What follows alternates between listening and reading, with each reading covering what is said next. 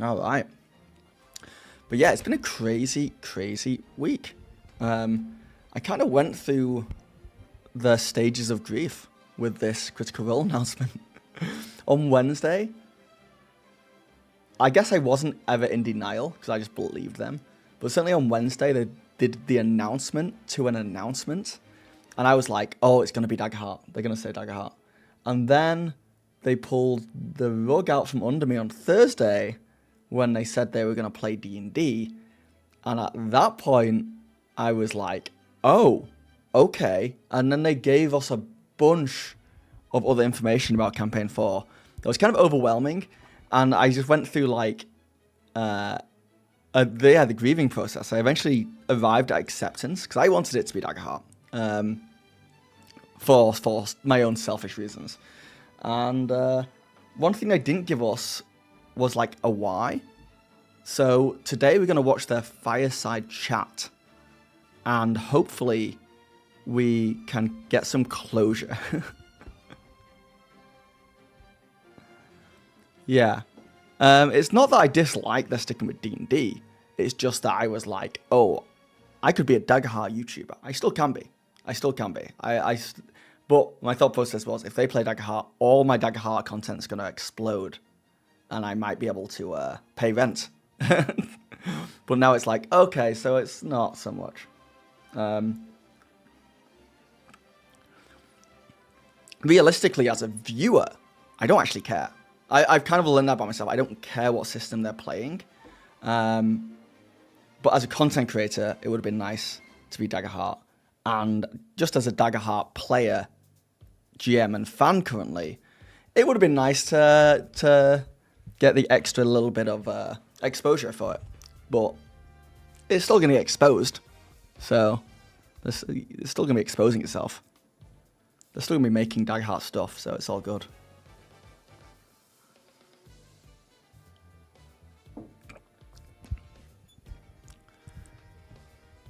Yeah. Last stream I went through a bunch of possible reasons. We'll see if they confirm any in this video. But one of them was you're getting 13 players. You're getting like brand new people coming on to the campaign who haven't been doing it before. You're getting a brand new GM running this long form campaign. It's incredibly ambitious. Like, what they're doing is insanely ambitious. It's huge. It's going to be a ton of work. It just makes sense that they wouldn't want to do it on a new system as well. That's like one ka-ching.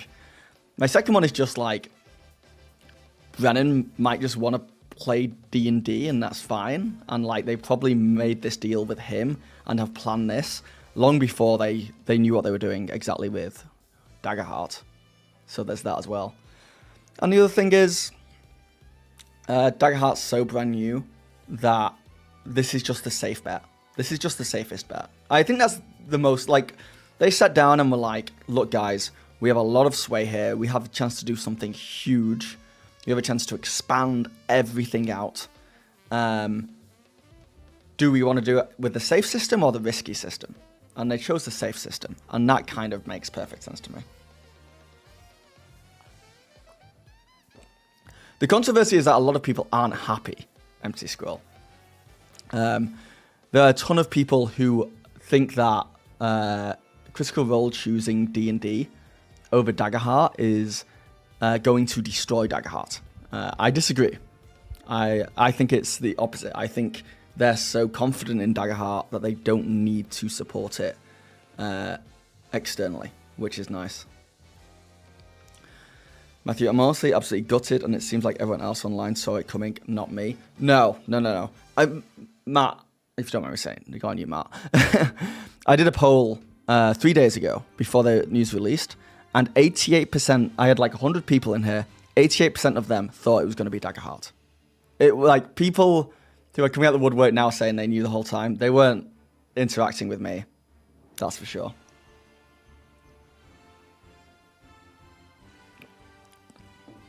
What if Daggerheart was a flop as well?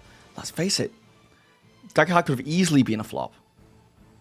Or not a flop, but it could have gone the same way as Candela Obscura, which is a very niche thing. that mostly just like their hardcore fans are playing. But yeah.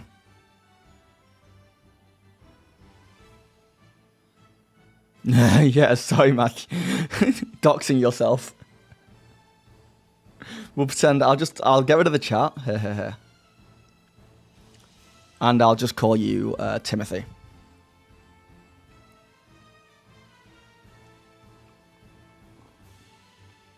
You don't agree with that? It does not need the support. It's still a baby. It could have user support. But I don't think it will fail. Just not as big as I think it could have been. We're saying the same thing, Silence.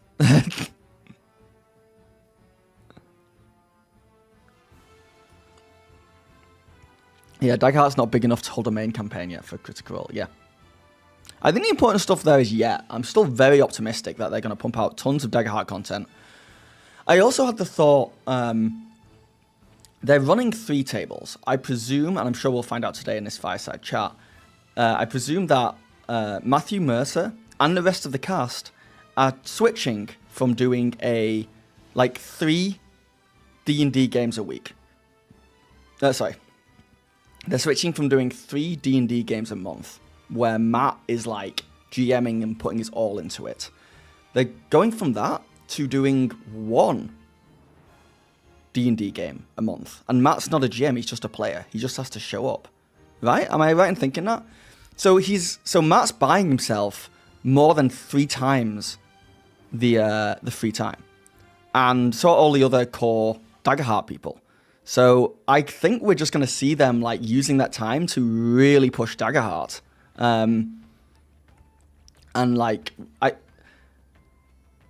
There's a world that we get almost as much Daggerheart content on Critical Role channel as we do D&D over the next couple of years.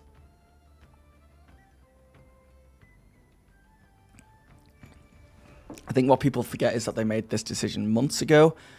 Would they choose Daggerheart today? Maybe, with how well it's doing, but they didn't know yet how to... Yeah, well, I would go as far as saying they made this decision years ago. I think they've been... I don't know, maybe we'll watch Fireside Chat and find out, but I presume this idea has been thrown around for a long time.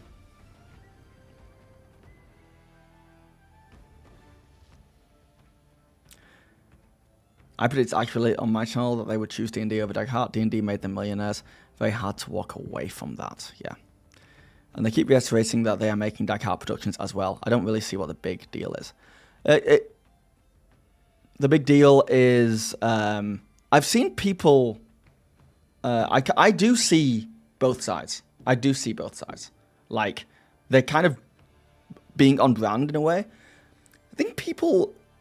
From what I've seen, like on Twitter in general, the vibe is that it's not so much the news that they're using D&D over Daggerheart, it's the way they've revealed it. I've seen a few people just be like, it's weird that they could have just told us this from the get-go. Like when they released the news that Brendan Lee Mulligan was going to DM, they could have said D&D. They kind of pulled the rug out a little bit. And you might be like, well, people are like way too into it. And that's probably true. But, you know, people get a lot of joy from different things. So it's a hard one. I don't want to ever say, like, it's not a big deal, get over it, to anyone who's like genuinely disappointed in it, you know? I'm curious to what you say to the, if I don't play it, why should I? Then those people are very dumb. Those people are like highly influenced by other people. This is another table, probably across the country or world to you, that's playing stuff they want to play. You should just play stuff you want to play. And if you like Daggerheart, like I like Daggerheart, play the game. Actually, you know what? No, you're right. I had a Daggerheart game tonight. But if Critical Role aren't running it, I'm cancelling it. If they're doing D&D, I gotta do D&D, otherwise I can't have fun. How are me and my players supposed to have fun if Critical Role aren't playing the same game as me. It's impossible. I was definitely expecting Daggerheart, but with this many new joining this campaign, I think sticking with the system everyone knows. Yeah, I think that is a huge thing.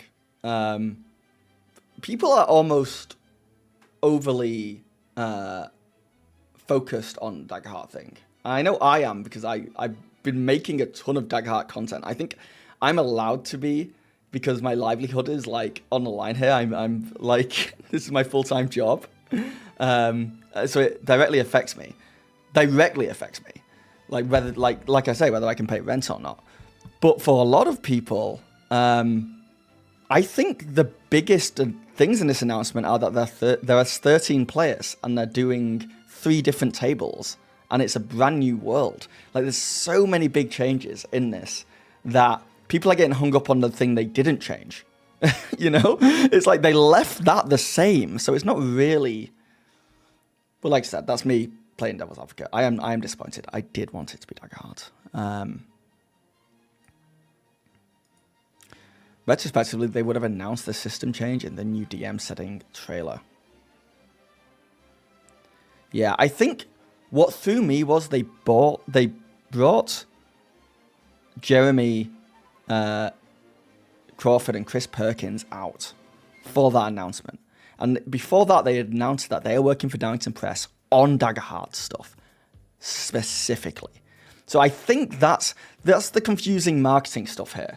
Like, they hadn't mentioned at all that Chris and Jeremy would be working on D&D. They left D&D. It would be insane. That's the thing I never would have guessed. I never would have guessed that Chris Perkins and Jeremy Crawford left D&D to work at Critical Role to make D&D classes. I never would have guessed that. That's crazy. That is crazy. So having them out on stage when Brennan Lee Mulligan was there, and like, I think there's an argument to be said, whether it's true or not, that Critical Role have enjoyed this too much, and the marketing side of it have like almost been on the fence and pulling people this way, that way, and like, just for that reveal of like, what did they say? They said, you're probably wondering what we're playing, Daggerheart or D&D. So like, they knew it was like a big thing for some people, and then they're like, we're playing both, like a big thing. But yeah, people who are mad don't know what it's like to run a huge company that relies on consistent success. Given how new, I presume that's DH, is, and how expansive they want this campaign to be, this was always the choice. Honestly bummed they don't have that yet. Yeah. Really looking forward to playing and running it, especially with, yeah. But all in all, I have to say that I'm personally very happy with C4 being D&D.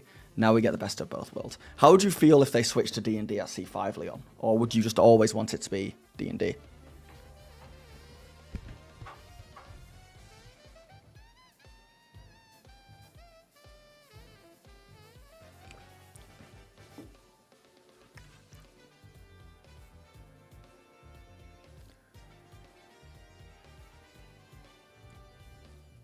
Yeah, 3 games could have allowed them to use multiple systems. I think that would be very confusing.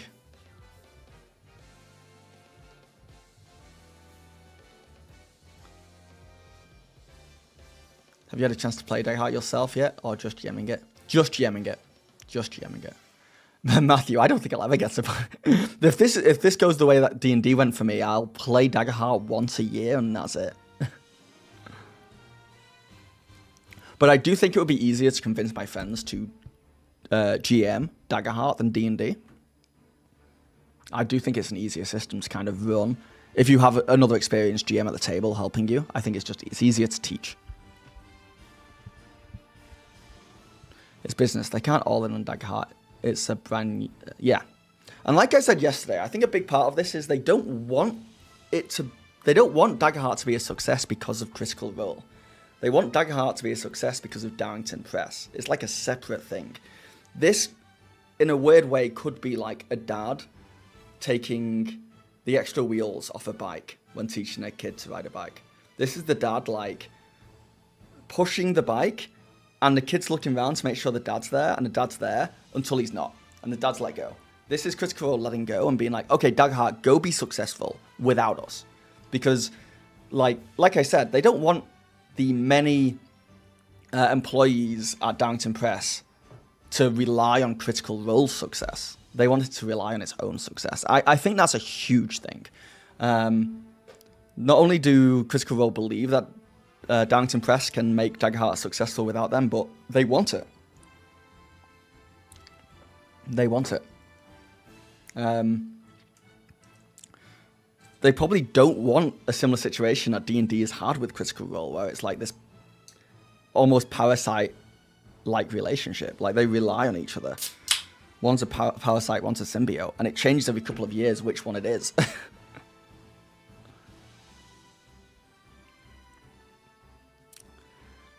The 2024 5e one was a no-brainer to me. It didn't even occur to me that they wouldn't play 2024 rules. Like, it was just that was so obvious to me.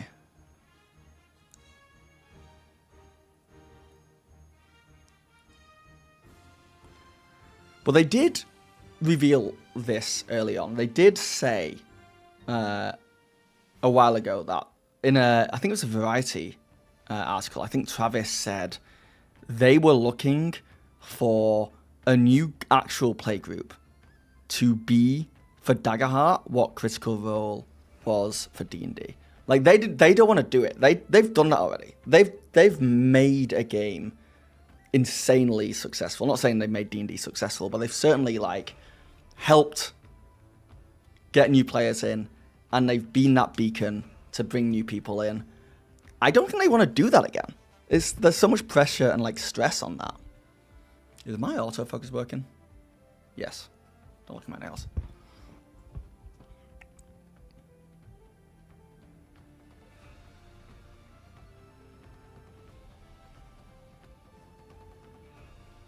I also feel like they aren't trying to create a competitive vibe. I think that's true as well. Yeah, old. I think that's huge. They're focusing on elevating the TTRPG scene. Yeah, I think so.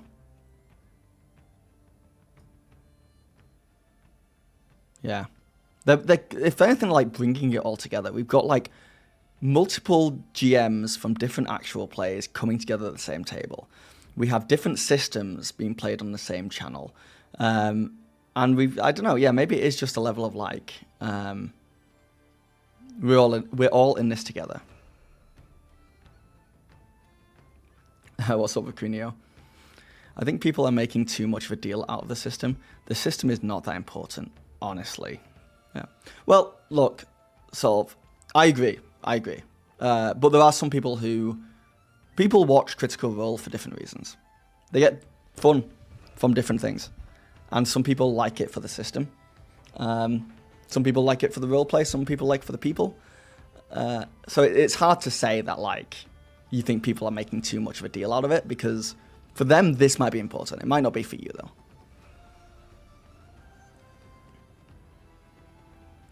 Legends of Adventures running a Daggerheart actual play. Look, the Legends of Adventures thing is kind of a red herring, I think. They're doing a 3-shot. They're playing it thrice.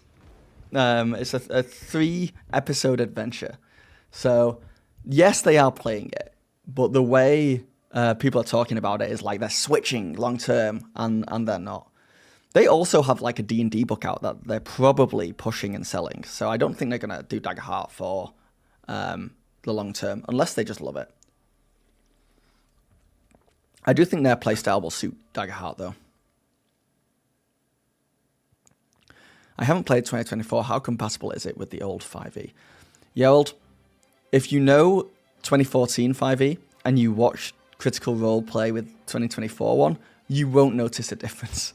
It's like, it really isn't that big of a deal.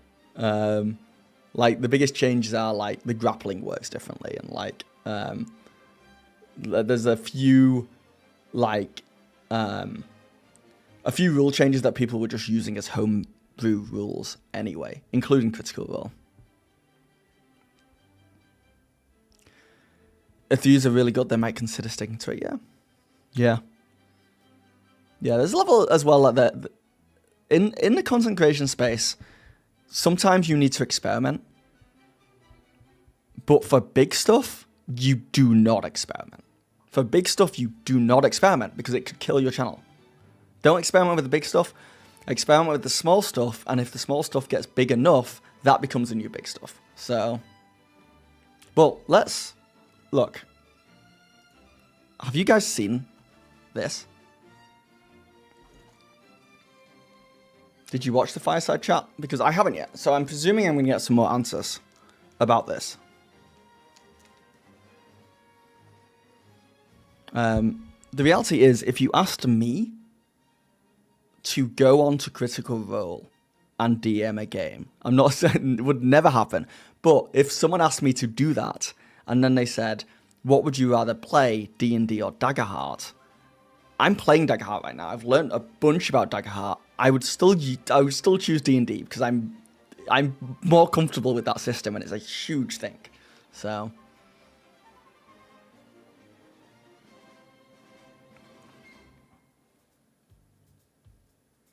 Honestly, with the mention of new subclasses and a full new world rule in Fireside Chat as well, it's going to be unique D&D anyway.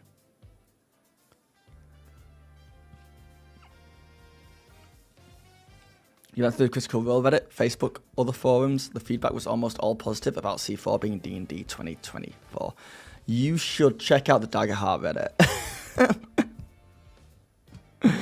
I felt decently interested pre the Fireside Chat. After the Fireside Chat, you're fully on board. Okay, let's check it out. I got demonetized on my last stream because of the damn music in here. I have to find out whatever music they're using so that I can also get a subscription. Welcome! I think Predator. I think we both think Predator. You're more useful. Hello, all of the internet. We are live, not only on Beacon, but on Twitch and YouTube for this very special Fireside Chat. So, thank you for... Can I say something? Are they really live? I love Critical Role to bits, right? I think they're great. I'm a fanboy. So sometimes I like them too much. But I do not like this idea. They still live stream stuff all the time when they're never live anymore. And it's like a weird thing that's carried on. They get to make 2 pieces of content. It's smart monetarily. But, like, they film this stuff months beforehand. This might be live. This might be live. But I mean the other stuff. I mean, like, Age of Umber, for example. Or, like, things like that. But if this was live, then I take it all back. Thank you for having me.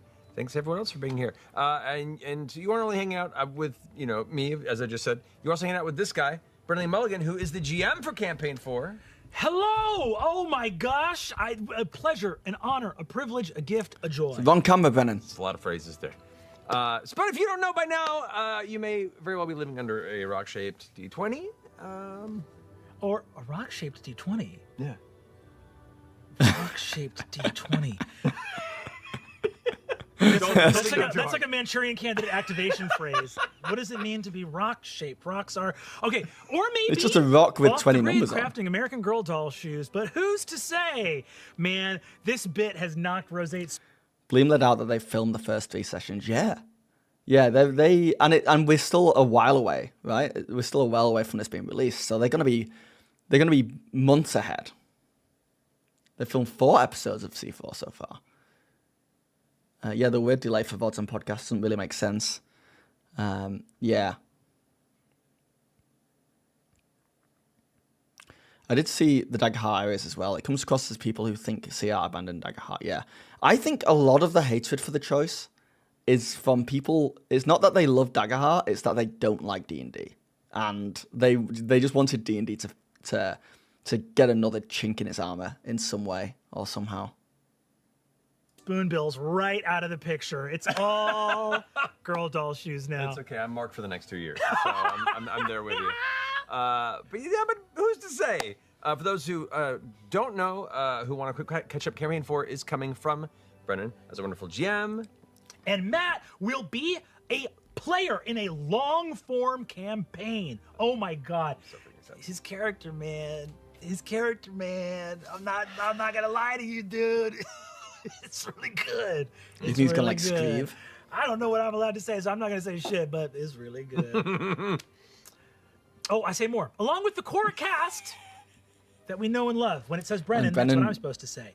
And Daggerheart seem like they'd have been an electric combo. Along Yeah, I'm sure we'll with the core see. cast that we know and love. Because my question is like Brennan just part of Critical Role now? Like, how does this work? They've never done this before. Like, when they do one-shots or Age of Umbrus and stuff, is Brennan just there? Is he like a core cast member? Or is he still just like a visiting entity? Plus, more faces, rounding out to a hot 14 people. 14? That's a lot of people. That's the number that sets out from Bag End at the beginning of The Hobbit. Look at that. Oh my goodness. How about it? And Wait, I thought that Critical Role always played live. They've not played live for potentially years at this point. I think after COVID, they switched to pre-recording all their games. And then they realized how much nicer that is because they can film whenever they want. They could do 7 episodes in a week. I'm not saying they do that. I have no evidence that they do that. But they can do that. So it's just way better for them. they all made it back fine. That's a lot of people, though. But not only do you have that to look forward to, you also have a whole brand spanking new world from this boy. Got that New World smell. Ahriman, that will be played in D&D 2024 edition, Ahriman. baby. Ahriman with it. It's got an accent over the third A. That's how you know it's fantasy. That's how you know it's fantasy. We touch on this and a bit more about the world and what is in campaign for in a video that we dropped earlier today. That you can find on our YouTube channel or on Beacon. So if you haven't checked it out, you don't watch right now because we're talking here, but go watch it after. It'll be waiting for you. I'm going to say something. It's like knowing Santa is fake. I'm so sorry we I have to spoiled say that for you. something. No. Yeah. But no, The video that was made it's of all you- live. It's all live. It was a joke, Yumoi. We're joking. No, they film everything live. Announcement It's impressive. today. Do yourself a favor. Go watch it. I have done some video projects over these last some odd years, and I'm like, oh, like a BTS hype video. Got it. The team here at Critical Role put this video together. The BTS, the footage, the Was highly B-roll produced. footage, everything in It it. was good. It is so well put together. The Clara Daly's concept art. I was blown away, man. Team fucking knocked it out of the park with this. Everyone here, everyone in production, Woo! far and wide here are really awesome. I'm so proud of them. Incredible. Shout out to the crew for putting that amazing video together. yeah. And it really See, our answers all film's early, questions, but unlike except Dimension for the ones 20, that we're it's gonna not answer edited, right yeah. now. Those that we can. Now that we're caught up, Matt, why are we here? Well, this endeavor. I noticed in the it's a announcement lot they of said new. founders instead of It's a lot of core cast to exciting. distinguish. It's a lot of And I changes. guess anyone who isn't a founder is getting And paid cash wanted to instead kind of open up the dividing. combo. to Oh our yeah, I don't community think they're with getting us, profits, so we but can answer they might be on most of your. like dropout style. They might be full-time employees, you know? They have benefit. Like, I want to know that stuff. Do they have benefits? Do they get vacation days? Like, what are we talking here? Burning questions.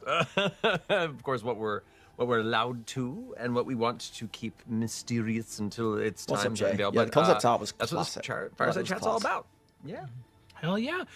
This is basically I think for the people that are like super duper down and want to get into the nitty gritty of some of the stuff that we talked about today. The video does a great job of giving you an overview of a lot of the exciting things coming your way. But for those that like an added level of specificity and depth, and sometimes not just the what, but also the why, I think this is a lovely opportunity for that. So without further ado, let's jump into it. Hell yes. I'm going to go ahead and kick this off with a question I've seen come up often and one that was part of our initial discussions here. Brendan, why West Marches? The West Marches came. I'm doing the Orson Welles from the wine commercial. The French. Why West Marches? Well, what's very cool about this is I don't know a as ton about West Marshes. you know, I've heard this isn't Matt, proper West myself, Marshes, a but lot of, all of I you think at it's home that are so watching are forever ambitious. I DMs. think it's so You know, you've got a truly million out there that I love worlds it. locked and loaded in the chamber, ready to go. But one of the things that's really exciting about a new project, when you feel like you just want to play with your friends, is you can allow the logistical parameters of a new adventure, a new game, Yeah, a new biologist, story to I kind agree of completely. help dictate. I think me and you are on the some of exact same creative. wavelength. I actually find the logistical parameters really helpful because otherwise you're looking at a blank page, which is terrifying. So a lot of this was the what were the things that like Matt and Travis and Marisha were talking to me about as I was originally pitching this idea? Yeah, was campaign 4 is gaming groups very have dealt different with since from time the last immemorial. Creators that are incredibly busy. It's pretty awesome that the creators of Critical Role get to be busy with more Critical Role. That's pretty cool. Very grateful. Very tired. Very grateful. Very grateful. Very tired. This when I interviewed Matt, he said the same thing like a couple of months ago. The man is always tired. Let him sleep in. It looks like hell. Let the man sleep. Right, that's the hashtag. Put it on the headstone. But the very grateful, very tired, very busy. So busy schedules and having so many people that you want to play with. We saw today, for those. It's very funny that he's saying like the Critical Role people are busy because Brennan Lee Mulligan must be one of the hardest working people in the business. Easily. Announcement. Robbie Damon, Abria Iyengar, Luis Carrazzo, Alex Ward, Whitney Moore. Who are you guys most excited for? Of all the new people. So like, who are you happiest is joining the Anytime team? you look for a like production solution, you actually kind of look at gaming solutions. What have gaming tables done? It's not like gaming groups in history haven't gotten busy before, or had tons of friends Alex that wanted Ward. to play more than can fit at a single table. So West Marches was the solution. Wow, people like Alex in the hobby for exactly the parameters that existed for Campaign 4. And it was kind of, I think, an extremely straightforward answer to Alexander, how such to a tell a good boss. story, how to keep everybody playing their favorite like game together, and how to do that in a way that satisfied all. I was just pointing out literally no one was new. All are returning faces. Yeah, that makes sense. Again, now they've gone for the safe thing. Whitney was a fun surprise. Abria and Brennan. Yeah. How do we support the animated shows? How do we support Darrington Press? How do we support our long-running game? All of that got answered by West Marches because that's how the hobby has already been answering this question. And then that's what I originally pitched was West Marches, I think, for those reasons. And also, it's like that's already the structure, I think, of a lot of our favorite fantasy stories. Like, I don't know. I would have liked to have seen other Dimension 20 people. I would have loved Emily. I'm just going to say that. I would have loved Emily on there. I would have loved Lou, Zach, someone. But I get it. Talking out of school when I say I love all of the original trilogy of the Lord of the Rings movies. I hope this means that Brennan doing all this, I hope we get to see Murph run a game in the Dome. I hope Dimension 20 lets Murph do some DMing. That would be phenomenal. Two Towers fucking slaps, man. It's really good. Helm's Deep, the Ents, get the Emin Weir, Sirathungal, like it's just so good. Or Osgiliath, right? Like within all of that, I think that there's That's true science. Yeah. a lot of really awesome archetypal fantasy that deals with a group of heroic characters spreading out across a wide world. Let me speed this up a little bit. Same problem from multiple different vantage points. And it's a really interesting way to dive into this brand new world together. I couldn't be more excited to bring you into the West Marches universe. It's pretty cool, y'all. I played a few games long ago in West Marches, and this being an opportunity to bring that kind of, I'll say disparate, group narrative, but being able to hop across those perspectives and see how they intertwine, and the opportunity to have separate experiences before the opportunity to cross paths again and see how they change in that interim for better or for worse, and how that changes dynamics. It should be interesting. I think it's going to be a really cool things good that we discussed in story. fleshing this out that made a very exciting new format with the conceit that I've been running a table of 7+ players for a very long time. That's already all too many players. The ADHD classic. Matthew, it's not just that. It is very hot in my room, and I know my computer shuts down. My camera shuts off when it gets too hot, and then I start to shut down when it gets too hot. So I'm trying to get through this before I overheat. Combat it is tough with 7. Coming up with a challenge rate. Plus, you guys have places to be, right? You got things to do. Doing it for you. Like what a good 4 guy. other Wow, characters amazing. challenge. Cool. 7? Woo! Great guy. I'm with you. I'll also say too, experience in West Marches as well. I have a ton of experience in West Marches. For many years as a kid, when I was like truly learning to be a dungeon master, like age 12 to 17, I was running 2 games a week in the same shared universe with a different table on Saturday and a different table on Sunday, playing all day Saturday and all day Sunday for years and years and years. And then when I was in college, I ran a game at my summer camp, the Wayfinder experience, shout out Wayfinder, which was everyone who was at camp that wanted to play got to play. Because you don't feel like people at a table, you're at camp, we're a big group scenario. So I had at You're a finally bartender for? 42. Ooh, what kind of bar? Is it a dive bar? Is it a classy bar? What are we talking about? Cocktails, Jay? What's your favorite cocktail to make? 2 players in that game. 42 player And table, wanted to play so easy. often that they would play as multiple characters in multiple incarnations of that world to get to go on multiple adventures. And one time my buddy Connor Gillespie ran into one of his own characters, and I was running so many other scenes that I asked him to go sit in a corner and run a scene of himself talking to himself, and he put tube socks on his hand and played his characters. He played his characters. He almost high level in this campaign. he really turned himself into a corner. He almost rolled initiative, but I think he got deception off on himself and walked away scot-free. Oh my goodness. All right. I don't care how relatable you guys are. I wanna know about Daggerheart. So to jump off what you've been developing here, how do you, for what parts of homebrew are you excited to incorporate into this, both from player facing and your own ideas for how the world of Automon works? Well, it's very, very exciting. Number one, I'll say we have the Craft cocktails. I love a absurd good tequila and privilege to be Negroni, but we do a working bunch of with cool stuff. Chris Ooh. Perkins and Jeremy Crawford on campaign 4. I'm a whiskey So they make sour guy. something I like that some homebrew. sour It's crazy. It's really nuts. They're so crazy good and smart. It's staggering. Jay, can you make Leon a fresh mojito, please? Yeah, I'll have a whiskey sour. What's everyone drinking? What's everyone drinking in chat? And we'll get Jay to make it for us. They don't address it at all. They don't mention Daggerheart at all.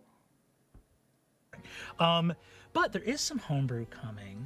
I don't want to give any spoilers, but what I will say is I think there are some new subclasses coming. There are some new character like backgrounds and feats and things like that. Yeah, the coming. subclasses should be new fun. spells, specifically for this campaign setting. And there is one new Oh, I do like a White Russian as well. Sydney, yes. global rule, a rule that affects the entire world.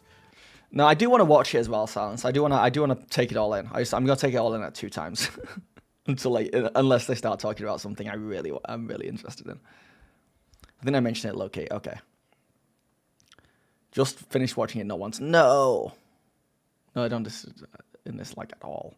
That I am very excited Well, about. we're It watching has to it. do with the nature of a world that, let's just say, really, with all these various PCs running around, really doesn't have chosen ones. There's not anyone that has to survive, and that's very exciting. What's a blue Russian? Are there any particular challenges that you either had previously when running West Marches that you're excited to tackle and circumvent here, or things that you're excited to also show why the format isn't as scary as others might think? There are challenges for sure in a West Marches game, but also there are challenges in tabletop as a storytelling medium writ large, right? I'm sure you've experienced this as well, when you're like, I'm telling a classic fantasy story where we can't see what the villains are. Yeah, I've been thinking about this recently. This is the Abria stuff where Abria said what you don't see, and people lost their mind when she was running the Harry Potter style one, and she wanted to like tell a story and be ominous and have the idea that like there's something evil going on in the background, but the main characters can't know it. But she wanted the players to know it. And then a ton of people were like, in D&D, the players can't know anything that the characters don't know. And that's when like 2 camps happened. And you had the camp of people who were like, yeah, the players should only know what their characters know. It's more immersive. It's more like they're the character in that world. And then the other camp is like, well, the players can know and just roleplay their characters not knowing, so it feels more like a movie, book, TV show, and like you're all telling a collaborative story together.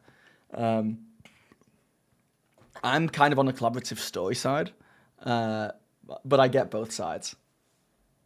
Up to. I don't know what you're talking about. I mean, one of the big arguments against it is like people don't like it because they'll metagame, but it's like, ask your players not to do that. That's a them problem. That's not a problem with the system or your GM style. That's a problem with your players not being able to not metagame. I didn't realize that was as much of a frustration until we got around to the animated series, and I was like, thank God, I can put it somewhere. Okay, yeah, give me my notes. Yes, totally. So like there are always, I mean, the like any medium has challenges. It doesn't matter what you're working in, scripted, non-scripted, actual play, dance, whatever your medium is, there's going to be challenges, and the challenges are the fun. That's the source of the creativity. So the challenges for West Marches are really. I like listening to them talk about actual plays. Not even actual plays, just TTRPGs in general as an art form. I love that. That's one of the biggest divides in the community.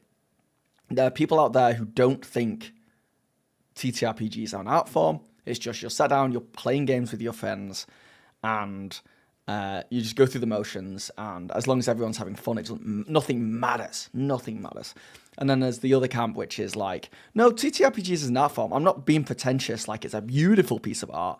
But it is like something that you're kind of a bit like improv comedy or something like that, where there's like this idea that you can move outside of the normal parameters and make something truly special, which I like the idea of it. Exciting. The thing you're solving is how to keep everybody playing together, and that's a great way to solve that. What are the challenges?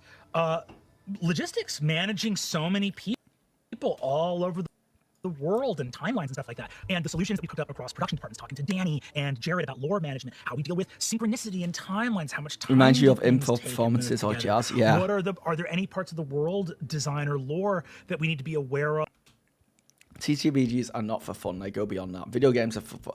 I think video games can be an art form as well. You know, I think it's a very similar vibe. In terms of how it might impact being able to tell this story. They will answer why they chose D&D later. Later in this video, or later not yet released later. With these different perspective groups in it. All of those like questions, far from being stressful, are actually exciting because they prompt really interesting creative decisions in terms of how you're going to handle them. So I could not be more thrilled for the type of story we're telling. I was just a minute before we went live, I was talking to Marisha and Steve and Kyle and Max all about like a specific problem or challenge to solve about the tables. And I think the solution to that one is going to make people so fucking amped. Like again, every challenge is a way to make the story even better. So I'm so excited. Sorry, art is the wrong term. Creative outlet is what I really mean, because art is such a weird, loaded, subjective thing. A creative outlet is what I mean. Like you're creating something that is important to you. And one more question that definitely has come up. Yeah, some people really aren't happy that they went D&D, so that's the all caps controversy. As far as like us when we were developing this and confirming. It is frustrating. I've got to remind myself in times like this that I've got my finger on this pulse and I'm live streaming and I'm trying to get all the information. They're releasing stuff day by day. And when we look back on it, it's going to be like, wow, it took them 3 days to tell us. It's like not going to be a thing. But when we're in it, it's frustrating. Yeah, people have wondered what I have a group where D&D is more a board game than art. And there's nothing wrong with that. As long as everyone at the table is like on the same wavelength. I have players who kind of play like that, and I have other players who want to like really tell a story, and really like make it like more memorable than just like a board game night. Make it like a thing, and I think as a player and a GM, I'm on that side of things as well, just because. As a GM, we put in so much work that it feels wasteful when we could just play Settlers of Catan. You know, I don't have to spend hours and time and effort. We could just play Monopoly. What was the main reasoning for going to D&D 2024 for this campaign? Oh, moving up to 2024. Yeah. I think that Phil won a stream by title. What is the controversy again? The controversy is that they're not playing Daggerheart, so now I can't play Daggerheart.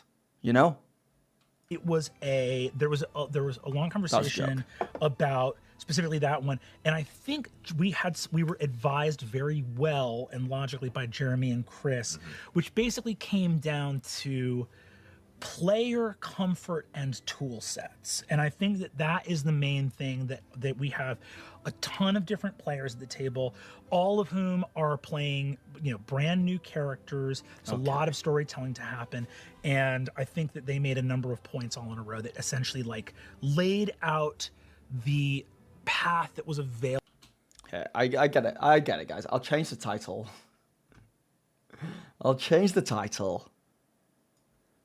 But I'm just going to put controversy in quotation marks.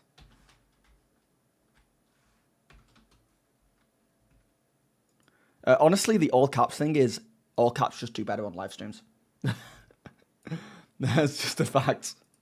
It just does better.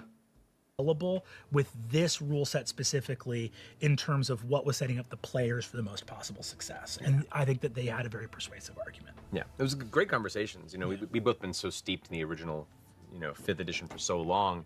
It was almost like a reticence to step away from something that we were so familiar with. Or even just simple clarifying of like how much of 2014 is backwards compatible with 2024, where you're like, oh, I don't want to lose like all my favorite subclass. Are there timestamps? Do they really not? Such a bummer. That's the real controversy. They're not talking about it. No timestamps. But you guys are right. I think it's been mostly... It's kind of shown that most of their fans are still like D&D fans over Daggerheart fans, if that makes sense. On the Critical Reddit, like a lot of people are like chatting about liking the Westmarch campaign, liking Bentley Mulligan campaign. The fan base needs to seriously shut the F up. Okay.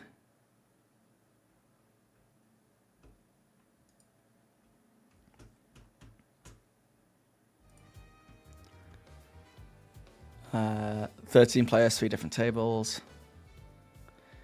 Obviously, everything is content, but does everything need to be monetized? I think this is legitimate to an extent. Like, no, I think it's fine that they're monetizing stuff. They need to make money. They're growing. They are like... When Critical Role makes a ton of money, they end up making animated series and games, and they branch out and bring more people on. So it's fine, I think, for them to go out of their way and like be a business.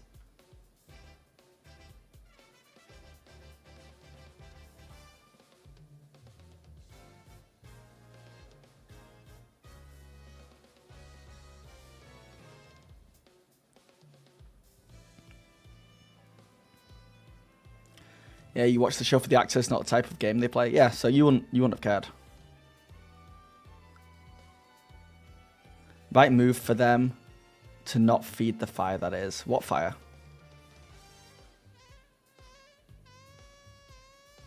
Oh, you mean like not to talk about Daggerheart? No, I think they should. I think they will. I think it's fair.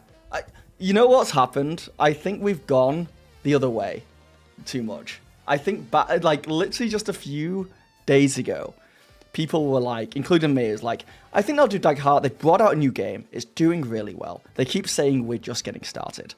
Maybe they'll do Daggerheart. And the other side of it was, well, maybe they'll do D&D because it's a safer bet, right? But it could go either way. Now everyone's gone like way too far the other way, where they're like, of course they're not doing Daggerheart. That would be insane. It wouldn't have been insane to do Daggerheart at all. It was like... In my mind, it was a 50-50 chance. And they just landed on that side. Found an article.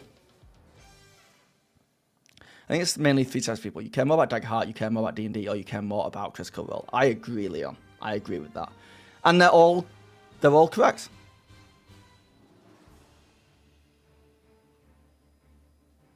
Yeah. The biggest issue for me is just the time frame. It's like 3 years now that we're going to have this. I wonder if the biggest issue is that none of us expected Daggerheart to be as big a hit as it was. And including them. And because it is, it's thrown us completely.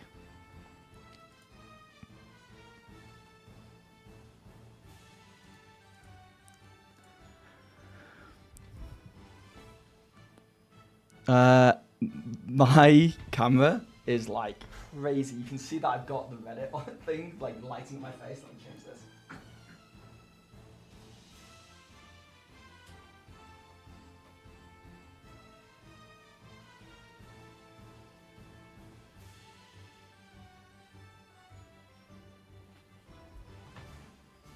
I think that's better.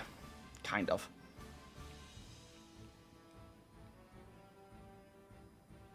You honestly think they'll be keeping D&D as a system for their core campaign for a long time? Yeah, maybe. Maybe. If I've been proven anything, it's that I don't know anything.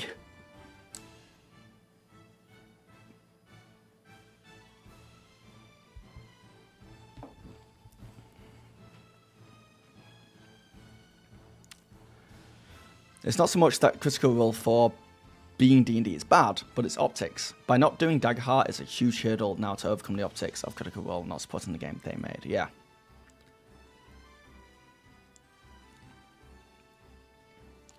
Age of Umber was only seemed to go so good because we had been tweeted to campaign fee for years, which is pure ass. Oh, alright. I liked it. We need to have the temperature in the top corner. Yeah.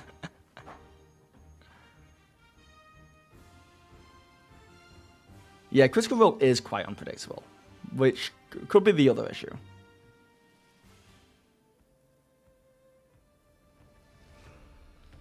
Rickrino, yeah, I agree.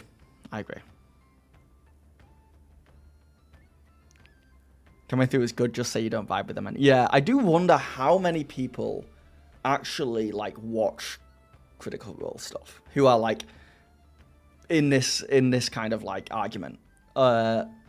Like I think it's not as many as there are people who drop in and out. I don't watch every single Critical Role episode.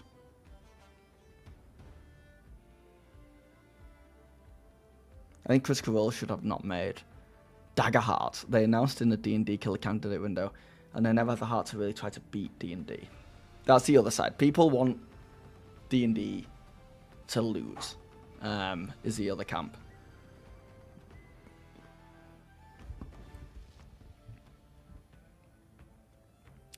I like Daggerheart. I hope everyone plays and has a good time. Thanks for reading my hot take. Yeah. You guys have to understand as well that Daggerheart has built a really freaking awesome, tight-knit community. Their Reddit is so good. And I think it is a bit of like a... there is a bit of like your local sports team thing going on. There is a bit of fanboying in a healthy way that they genuinely thought there was a chance that Critical Role could go Daggerheart and it would be officially mainstream, right? Officially mainstream, not just like a side thing. Is it doing well? Is it not? It would be there, and now it's not. So I get that's kind of the main reason why I'm a little disappointed. And there's a difference between me being disappointed and me thinking they were going to do Daggerheart. Because sometimes when I say that, I'm like disappointed. People are like, they were always going to do D&D. And I'm like, yeah, but I'm disappointed in that then. Like, it's not nothing to... I'm not arguing what they were going to do. It's not about who was like right or who predicted right. I'm just disappointed it's not Daggerheart. You know? I know a lot of people who are happy it's D&D.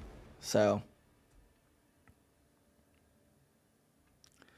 Has anybody asked if they might have been contractually bound to pick D&D? Yeah, somebody has said that. I think it's mostly been poo-pooed. I did have like a weird thought, like what if part of the deal of getting Jeremy Crawford and Chris Perkins was that they do this? Because normally when you leave a big company, you have like a non-compete clause. And that, I guess that didn't affect those two. But I think it's conspiracy. It's conspiracy theory for sure. Highly unlikely.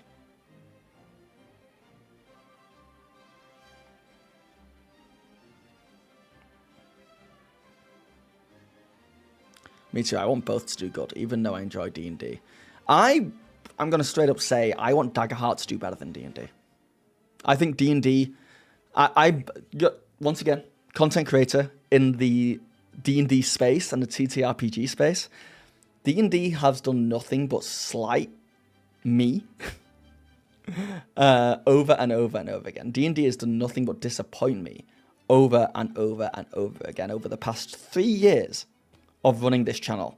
So and Daggerheart's done nothing but lift me up. So that's where I'm coming from. A lot of people don't have that relationship with D&D or Wizards of the Coast or Hasbro, and they don't have the relationship with Daggerheart, and I get that. But that's just where I'm coming from.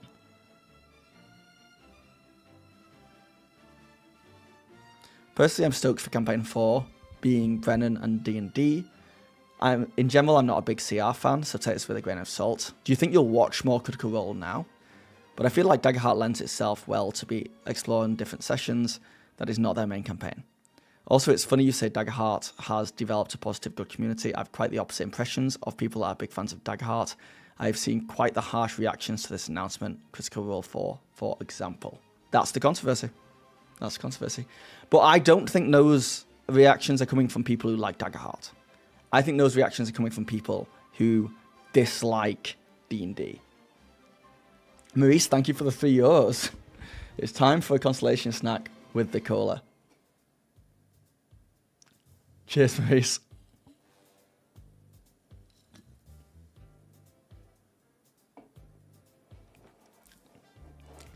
Yeah. There's the other conspiracy theory as well, that they're going to destroy D&D from the inside now. They play D&D and they just are like, huh, Daggerheart's so much better than this normally. I guess we're playing D&D. Huh, combat's so slow, it's not like this in Daggerheart.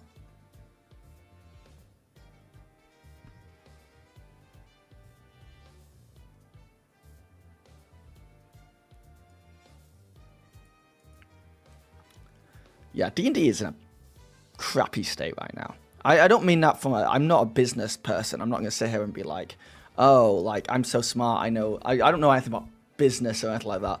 I mean, D&D's in a crappy place right now because the last book they released was not enjoyable to me. They released the new 2024 core rulebooks. I loved those, and now they're just not acting or doing anything. They've kind of like stayed... Right now should be the time that they're fighting. And I think maybe they have known about this announcement for a while, and that's why they've just been so quiet recently. And I think they might just be waiting for Strange Things. I think Daggerheart is already doing better than D&D. Well, it feels like it, but we don't know until we see numbers. We just don't know. I wouldn't be surprised if, like, one of the past couple of months, like, sales of the core rulebook were better than the D&D core rulebooks.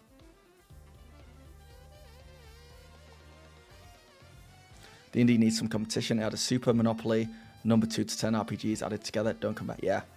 The other side that no one's talking about is, like, how nice has it been on YouTube the past 2 months?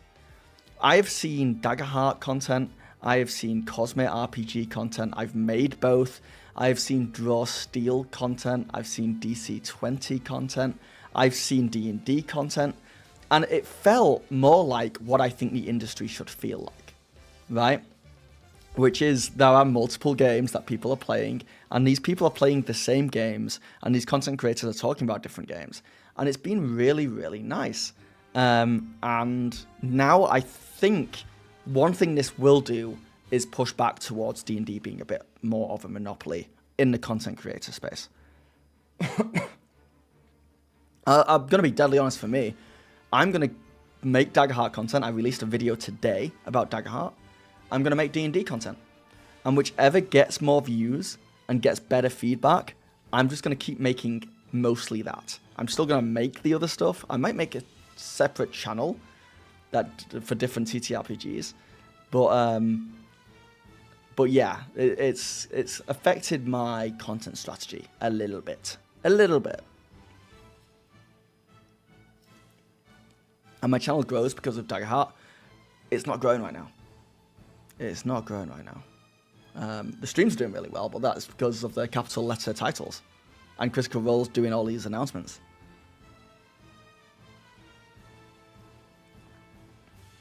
Controversy is that Critical Role is going with D&D over Daggerheart.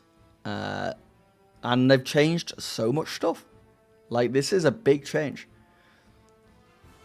One thing's for sure, Critical Role Campaign 4 will not be anything like the past couple of campaigns. Maurice, thank you for the gift membership. George. If you ever stop creating videos about Daggerheart, I'm leaving you. I get that, Sydney.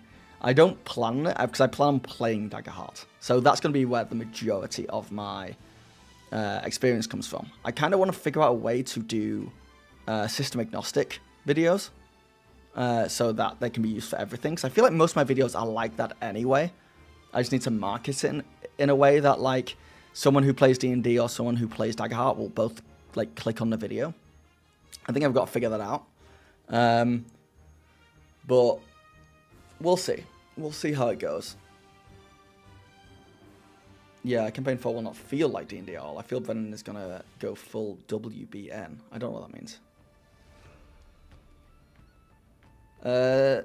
Strange Lady, thank you for following the channel. Strange Lady, thank you for subscribing to the channel. Also, Strange Lady, thank you for having such a great name that I like saying it a lot. Strange lady. So with the West Marches style campaign, will there be different teams for each episode, or will there be 3 teams per every episode? I am presuming it's going to be 1 team for each episode. I'm presuming it. I don't know if they say anything else in a fireside chat. Someone can let me know. But I think 3... That would, if they were doing 3 teams each episode, they would be playing 3 games a week. Or Brennan would be playing 3 games a week. And that feels like a lot.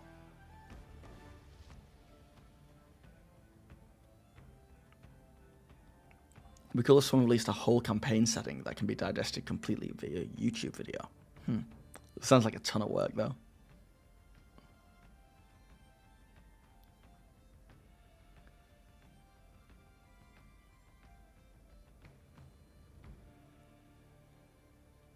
It's D&D, but you only know it's D&D like 2% of the time. Yeah. Is that an 18? Cool cylinder.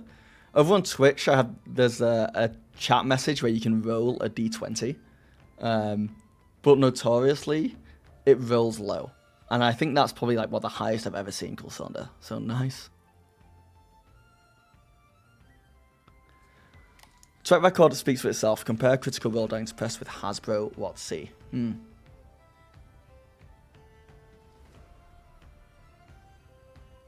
They have to cycle week by week, right? With the team behind that. Yeah. And this is what I mean. Like, this will mean that Matthew Mercer is going from running 3 games a week to just... sorry, did the same mistake again. Matthew Mercer is going to go from running 3 games a month because they take the 4th week off. And now he's only going to be playing 1 game a month. So it's like, what is... And same with Orlicast. They're going from playing 3 games a month to playing 1 game a month. So it's like, what are they going to do with all that free time? Like, they're making a video game, they're making animated series, but also, are we just going to see Daggerheart stuff? You know what I think would be a baller move? You know what I think would be the most baller move they could possibly do, and it would make everybody happy? Brennan Lee Mulligan's campaign for Araman, D&D. And at the same time, on Tuesday nights, Age of Umbra Season 2 is ongoing long term. Age of Umbra Season 2 goes for 3 months. Then they finish that. Then they do Motherboard for 3 months. They finish that. Matthew Mercer, new cast, playing it, rotating in and out. And like I said earlier, we get as much Daggerheart actual play content as we get D&D actual play content. It's 50-50 on the channel. That would be a baller move. That would be crazy. He's running Umbra in parallel, isn't he? We don't know when Umbra 2 is currently, but it certainly will be. At some point, it'll be coming out in parallel, I think. Unless they take breaks.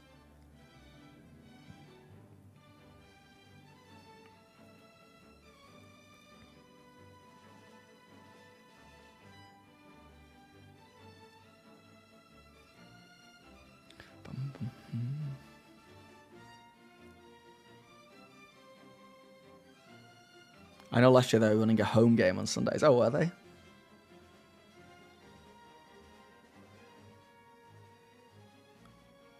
Yeah, they will have a bunch banked, Aaron, I think.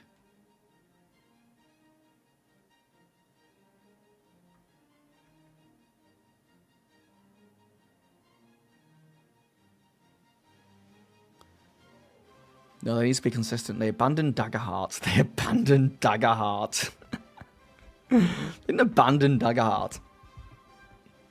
They should just walk away from altogether. What?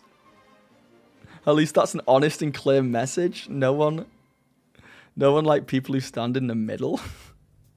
Jay Scott, I get that you're like choosing a side, I guess. There's a world where they can do both. There's a world where they can do both. I'm trying to think, what is the metaphor? What else is this like? Because I think a lot of people think of it like sports teams, right? And it's like, it's like this company owns a sports team, then they bought a rival sports team, but they're putting all the money into the original sports team. So it's like, well, I don't care about the one they just bought. But I don't think it's like that. I think it's... I'm trying to think. What other business decision in the world is like that? Is it almost like Xbox making a game and releasing it on both Xbox and PlayStation? And it's like, why would they release it on PlayStation? That's crazy. Do they not care about selling consoles? And it's like, well, they care about selling games. Is that what the equivalent is? I don't know. I don't know if there is one. Yeah, they did not abandon Daggerheart. Someone in chat said they abandoned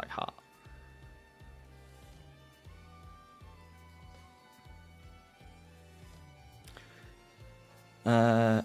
In your opinion, this controversy is the same as when TSR was bought by Wizards and then produced 3 and then 3.5.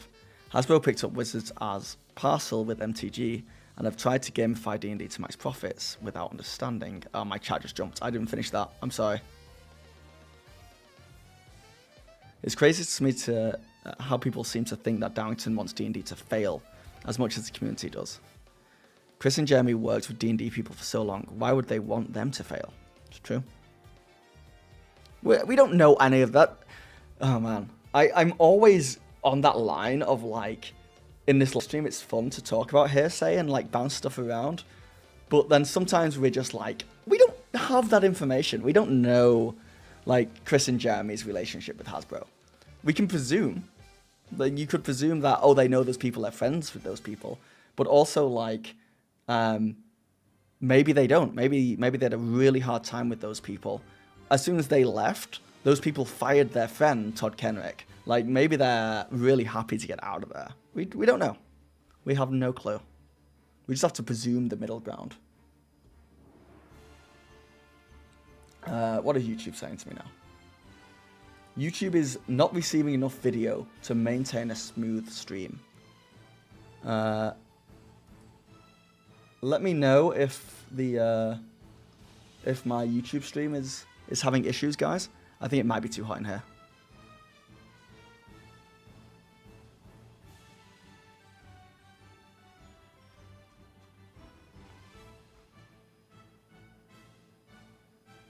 If you don't want to measure it, then it can only be vibe or thoughts. Compare what C versus CR, Candle Obscura, and 5e content. The problem is that I want to measure it, but we don't have the information to measure it. Candle was a bit of a bomb. Listed 5e events at Gen Con. I'm not sure listed 5e events at... I don't know if the events at Gen Con mean anything. Daggerheart events 80-ish. Yeah. Yeah, but didn't Professor DM say that was set up before Daggerheart even came out? And didn't he also say that most of the D&D games were cancelled because no one showed up? Like, we don't have the information. That's the issue. We don't have the information.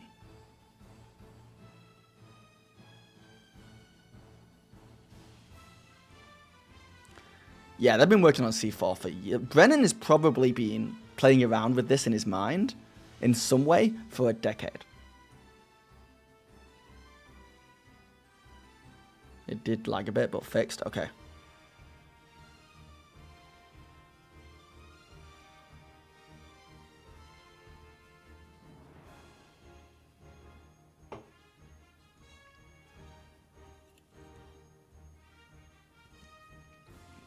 Honestly, the optics of them getting the talent, getting Jeremy and Chris, getting the sales, getting the Eberron creators, and then getting CR to abandon D&D would have felt like a direct attack. You think? That would have been shots fired? That's the thing that gets me. And once again, I don't want anyone to think that, like, this is not an up in arms thing. This is just an observation.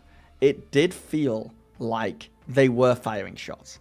Getting the Eberron creators, getting Jeremy and Chris, selling out, Age of Umbra, it feels like they were, like, going hard.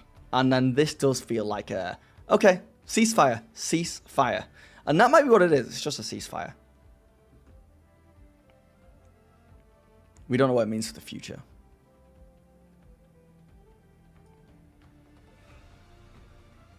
I think what it points to me is how separate the Darwington Press Critical Role and the Critical Role YouTube channel, I think, are much more separate entities than I realized. Because it is an interesting choice to help make a game and own a company that just made a game that is a fantasy TTRPG.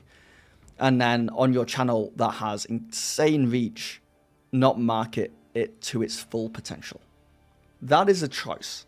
And I think that's an objective. I don't think anyone can argue with that. I think everyone can agree that it would be better for Daggerheart, the game system, right, if Critical Role played Daggerheart, the game system, as much as possible. It might not have been better for the Critical Role channel, but we're not talking about that. We're talking about the Daggerheart game system. So for them not to do that shows that, like, the decisions they're making are more compartmentalized. Like, the YouTube channel is about making sure itself is profitable first and foremost. And I'm sure Darwington Press is about making sure itself is profitable first and foremost. And they'll lean on each other when they need to, but at the end of the day, they should be two separate entities, and the best case scenario is that they're both separately as profitable as they can be without eating into each other's resources. And I think that's kind of what they've done. Like, it's not on Critical Role to make sure Darwington Press does well. It's on Darwington Press to make sure Darwington Press does well. It's on Daggerheart to make sure Daggerheart does well. And they're doing that. They're going Legends of Evantris, Dungeon Daddies, tons of actual plays on their channel. I'm sure in the future we're going to see a ton more stuff of them pushing out there, and they're trying to get big. And then Critical Role, the YouTube channel, is going to continue doing exactly what it's been doing that's made it successful. Is it surprising? I think so. I think some people... I think whichever side... And I've said this the whole time. You can go back. Whichever side you fell on before, if you were like, I think they're going to do Daggerheart, I think they're going to do D&D, I think both were legitimate choices, and it could have gone either way. And that's, I think... that's my issue with the controversy. It's the people who were like 100% sure that they were going to do something. On both sides. There are people who are like, I was 100% sure they were going to do D&D. Of course they were going to do D&D. You're an idiot if you didn't think it was D&D. And it's like, well, they could have gone either way. They could have gone either way. They chose the safety of the actual play over the growth of their game system. Yeah. Yeah. Neither decision necessarily wrong, and either was going to leave someone disappointed. Correct, Tim. Correct. And it's on everybody to be okay with the fact that that some people are disappointed. Because the people I've got an issue with at the moment are the people who are just like, why are you disappointed? It's like, well, that's a bad TTRPG. You've got to be empathetic, guys. We play TTRPGs with people. We got to be empathetic here.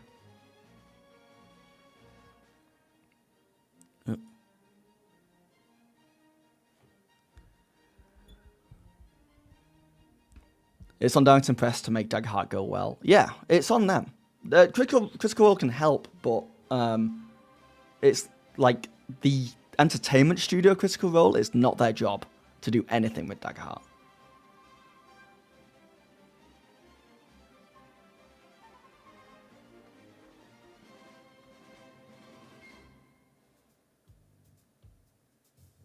I was considering the possibility that WotC might have given them a lucrative sponsorship. Yeah, we don't know about that. That hearsay.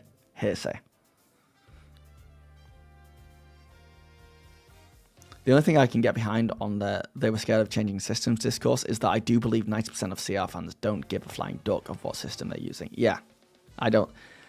And I think the people who were against it would have come round.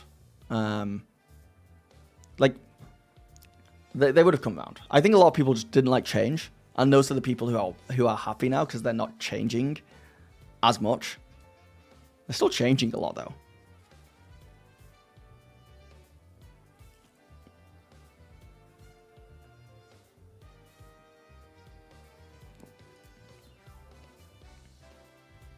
The company was founded on D&D on Thursday. Wasn't it founded on Pathfinder? I guess they changed to D&D like straight away, right? When they did their first live stream. So yeah.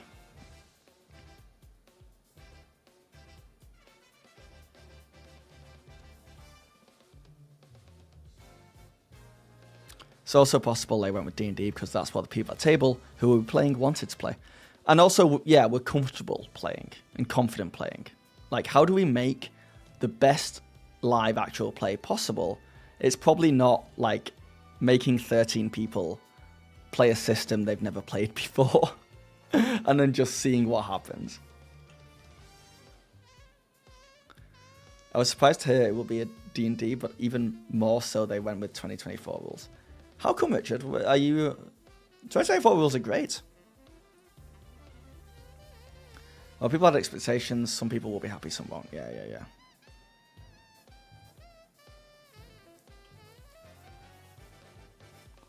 Critical Role hates Daggerheart. Confirmed. Honestly, there hasn't been enough change in TTRPG space as a whole for a long time. There should be change. Yeah. And it feels like at the moment we're still in the midst of it. It feels like... I can't wait for the dust to settle with the Cosmic RPG and Draw Steel and Daggerheart to see what the landscape kind of looks like now. Just realised I'm playing the same songs over and over again. I'm sorry.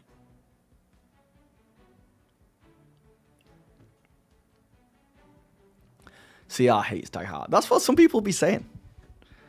I would love to see what the hottest takes have been. Does anyone have any really hot takes? I won't judge, I promise.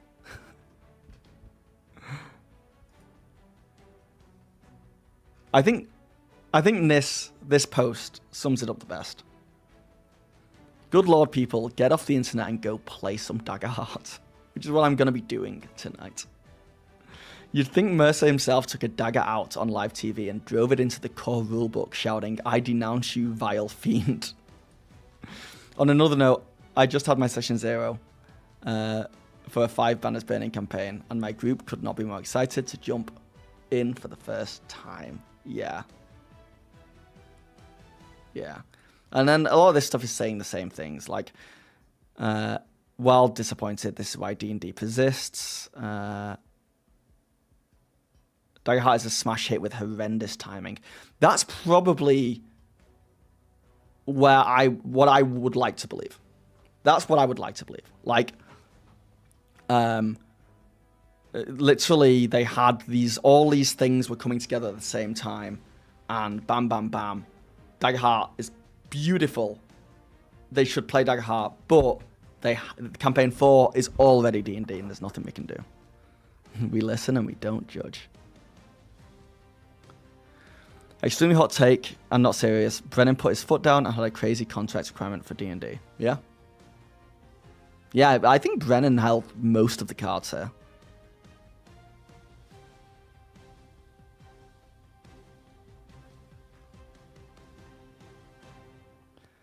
Yeah. I know,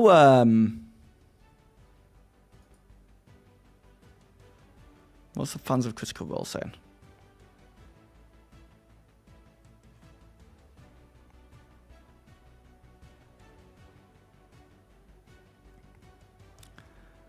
Yeah, there's a lot of people out there who are just like, who wanted to be right and are now like rubbing it in people's faces that they're right.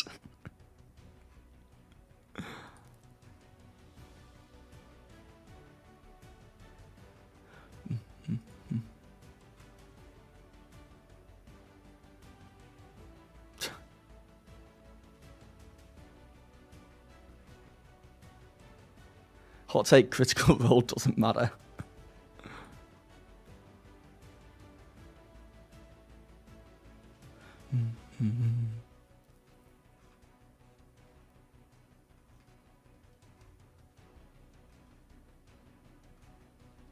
But yeah, it is nice to see that a lot of the thing with Reddit, I think a lot of moderations happened as well. Because I was looking like last night, and there were a lot more people who were voicing their negative opinions. But I think when people sat on it, they realized it shouldn't harm things.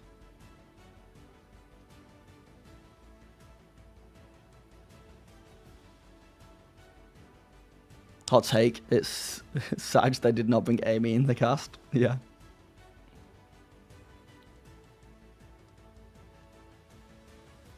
Try this. Matt was going to do Age of Umbra 2. There was not going to be D&D at all on Critical Role. Brennan came in with a concept and Nat became C4. Yeah.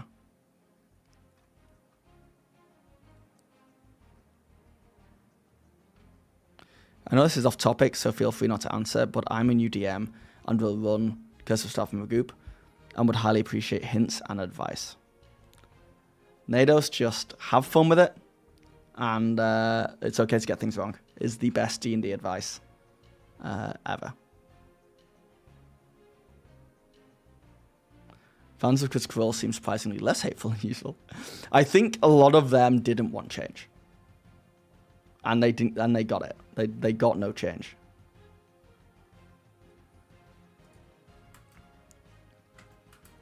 But this campaign 4 news mega thread is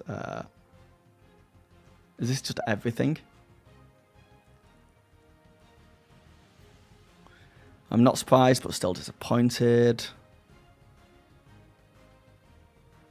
I think Bob has the best point. I think Bob Willbuilder. This is a 3-year engagement with a bunch of new players. Daggerheart is still in short pants. Yeah, it's young. It's a young boy.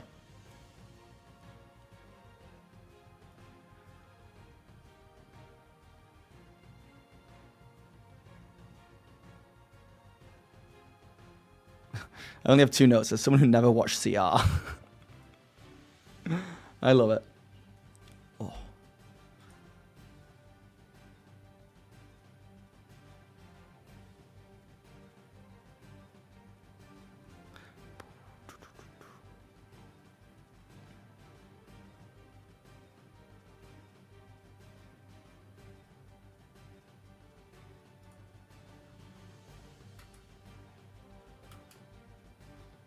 But yeah, it is huge. It's huge. The whole thing is going to be very, very different. I'm surprised more. I guess people got over the fact that it was going to be different because they announced Brennan Lee Mulligan and the new world, so they were prepared for it. And now they've announced new cast members and a completely different format of play, and it's a game changer for sure. I wonder if this is going to affect the actual play scene on YouTube. Like, are we going to see a lot more actual players take on this Westmarsh style campaign?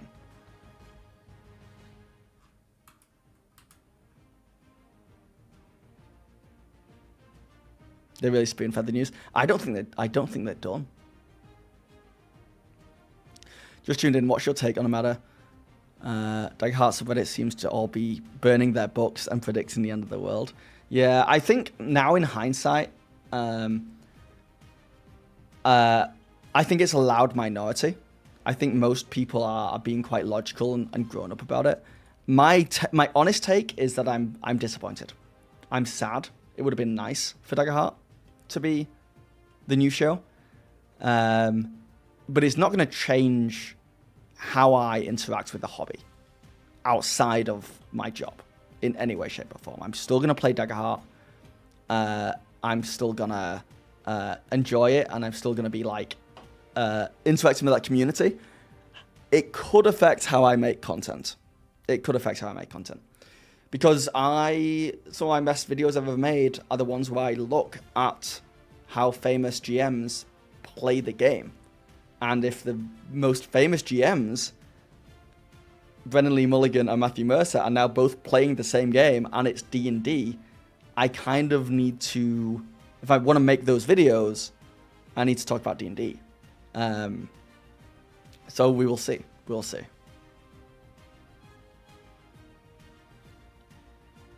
Do you think Daggerheart would work for such a long campaign? I think so. They did 8 episodes of Age of Umbra, and I think they only got to like level 3. And they were like showing off leveling up in that. They could have easily dragged that out to be a longer form thing. Because they never really get to level 20 anyway in D&D, right? They don't, in a 3-year campaign, they get to like maybe level like 15 or something like that. So it wouldn't be hard to just like slow down the leveling up system and put other things in place that allow them to progress. And easily they could turn... They can also add levels, right? I think they're kind of going to be doing that. I do wonder if they're going to release a expansion book soon where like there's 5 more levels that you can go through. But I've also said before, you can level up past 10 in Daggerheart kind of just by taking more cards from your domain and still getting the stat increases.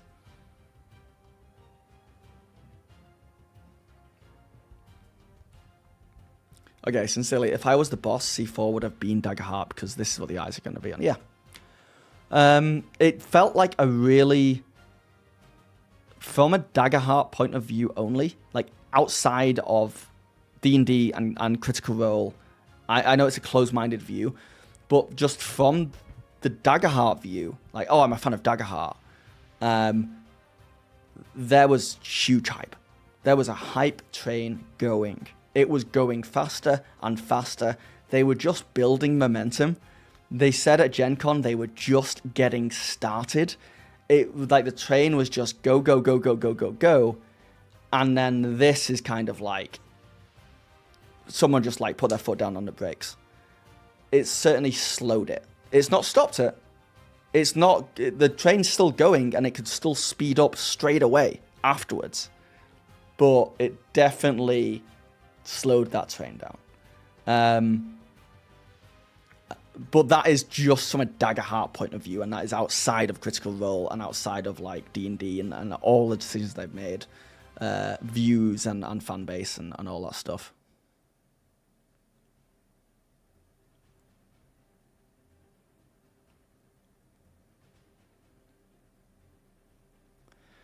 Similar power ups to 5e levels.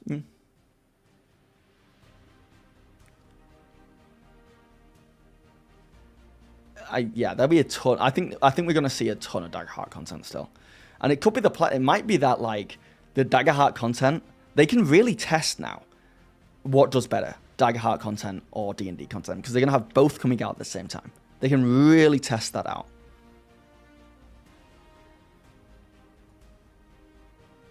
I agree, and I do think the anti-D&D crowd are greatly underestimating the gravity of brand identity.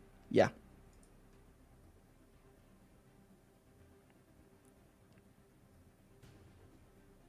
This wasn't a D&D versus Daggerheart, it's 2 trains on different tracks going in different directions. Yeah. But the Daggerheart train has been affected by the D&D train. I think I do agree with that. I don't agree that it's going to negatively affect Daggerheart in the long run, but I think I definitely think the potential marketing they could have had has slowed down, and I think Critical Role brings in a ton of new TTRPG players. I think it brings in a bunch of tabletop role-playing players every year. We're talking a lot. And if they had gone Daggerheart, those people would have come in, they would have been grandfathered into Daggerheart. But now they're going to be grandfathered into D&D instead. And because of how hard it is to change systems once you're in a system, I think Daggerheart would have obviously been better off if it was the biggest actual play on the internet. Obviously. And I think anybody who's trying to say that's not the case is not thinking about it hard enough.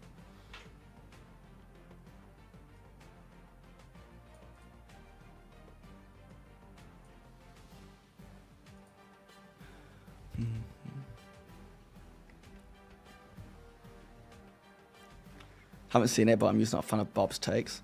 I'm usually a fan. I think Bob's usually spot on. But you got to remember, he and I and a lot of people are like, we are getting our takes really fast. And we're getting them out there really fast. Me with these live streams, it's like instant, right? It's like instantaneous. And there will always be times where I say something and I think about it. And I'm very honest with you guys when I do. I like to think. I'll say something and I'll be like, oh, I was just wrong.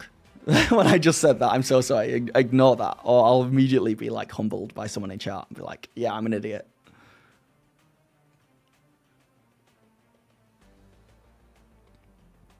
I can get that. Sometimes you need to brew an opinion, yeah.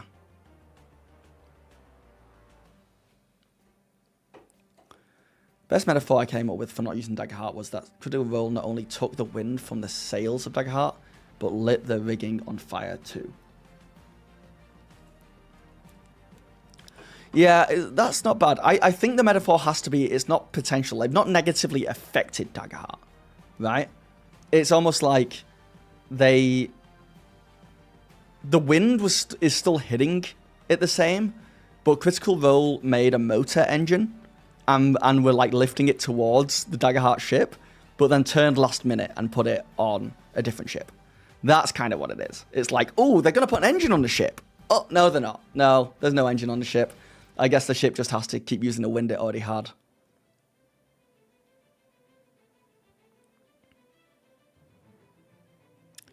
It makes it more of an uphill battle to promote Daggerheart now. Yeah. It certainly makes it harder for me.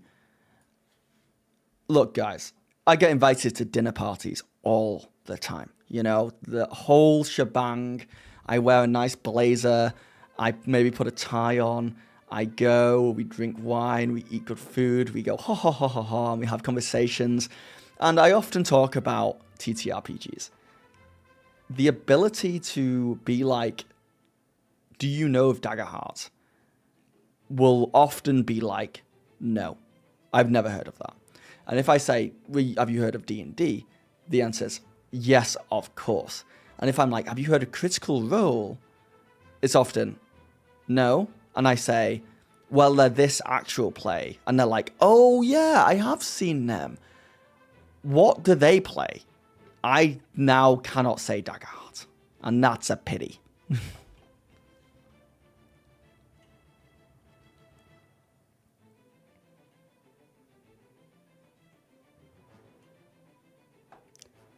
I don't know if Uphill, getting Evantis and Daddies to promote Daggerheart was smart. Yeah, I would like to see how much that affects things. Because getting Evantis to play 3 sessions, I don't think is like gonna be an insane game changer. Evantis also, like, good for Evantis.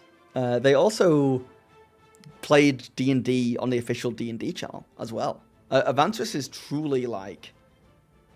I think if Legends of Evantis gets a lot of views, then on the Daggerheart content, then Darrington Press might approach them and be like, hey, let's do more of this. And then we'll see what happens because, like I said, Darrington Press are definitely looking for at least one actual play group that can do what Critical Role did for D&D, or what D&D did for Critical Role with Daggerheart.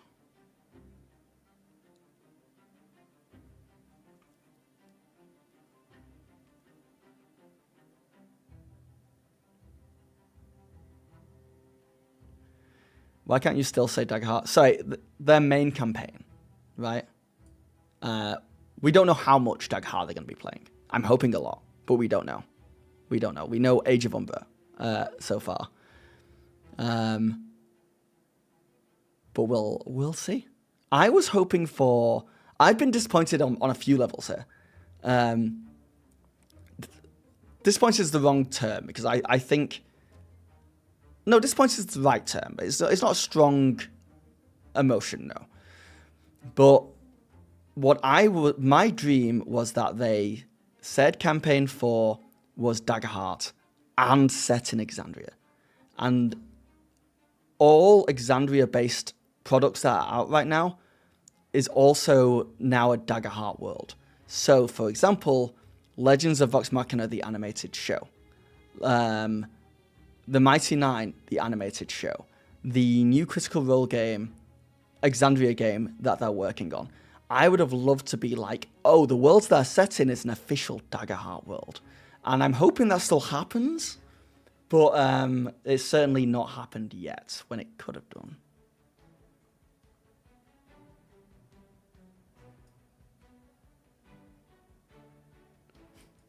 Bob's also had some good, like, I remember Bob got a lot of heat for, Bob Wilbuilder got a lot of heat for making that video about Statbox being too complex in D&D, so he made them simpler. And he got a lot of hatred for that. He got a lot of people coming in being like, no, they're fine, they don't need fixing. And then, like, every TTRPG that's come out recently, whether that's 2024 D&D, Daggerheart, Cosmic RPG, arguably not Cosmic RPG actually, but they've made stat blocks simpler and kind of made what he made. And it's like, well, obviously he was onto something there.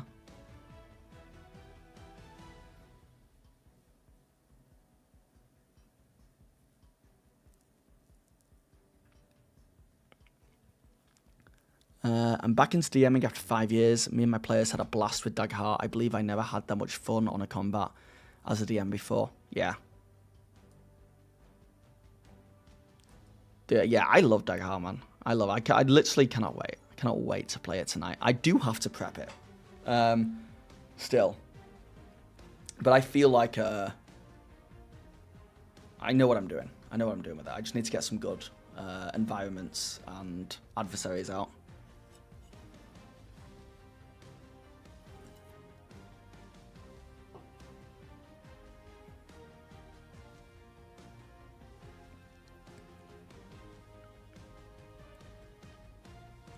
They hired on the 2 current biggest names of TTRPGs to work on Daggerheart. I'm assuming they've got this planned out.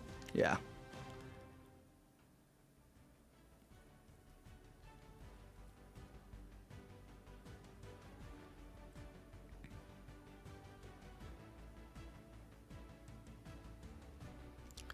When am I going to start posting my Daggerheart sessions? When I can make enough money from content creation to live.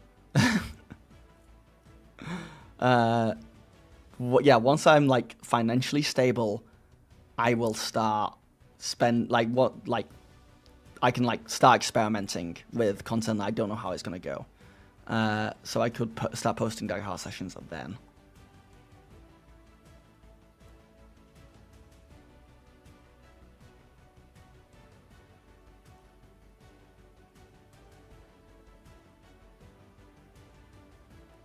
You mean you have another job? I have no other job. I'm eating through savings at the moment. But it comes and goes. At the start of the year, I was like net positive each month. And now views are a little bit down. Because I'm experimenting with live streams and stuff. And then I'm hoping... I won't know how much money I've made this year till the end of the year. And I'll tell you what, guys. If at the end of the year... I have made more than 55k Canadian, then I will start posting my Daggerheart stuff. But if it's lower, then I'm going to double down and concentrate on trying to make this financially viable still.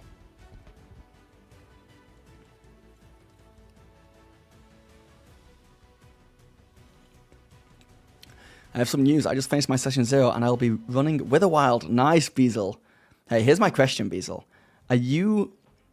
So in the Witherwild campaign, because I'm running Witherwild, are you going to have the 7-day days and 7-day nights? Because in that campaign frame, nights run for 7 days. And I decided not to do that because I knew I'd forget about it. I changed that little guy.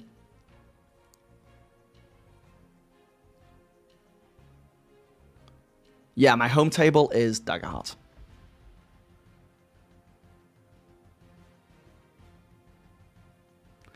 Would you consider doing things like stream goals? That often seems to work for people. You mean like how many, like a number of follows or subscriptions and stuff like appear on the screen? Yeah, maybe.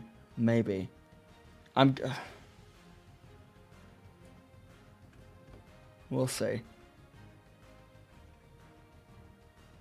Hold on.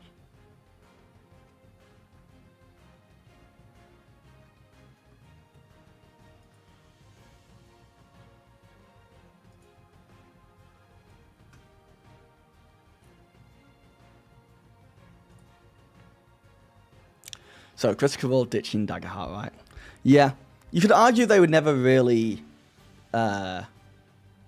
doing Daggerheart, you know?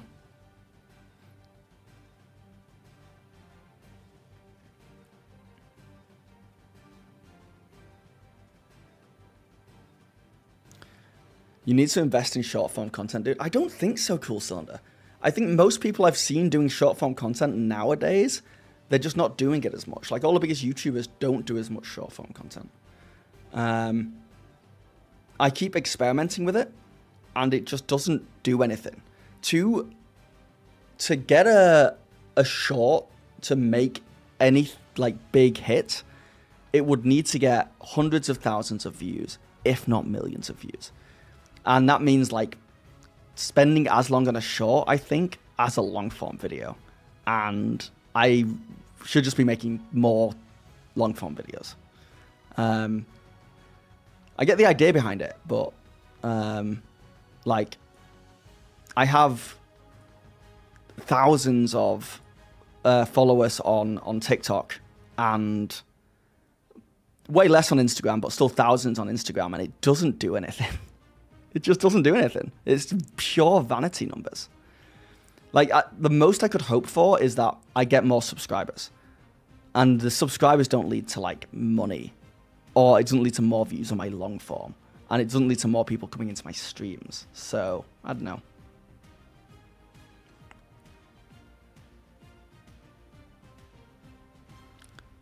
Well, there's controversy here. Daggerheart is great, but doesn't mean they have to always use it. Yeah, that's fundamentally what we're saying, Ryzen. But still, some people are bummed. Some people are bummed.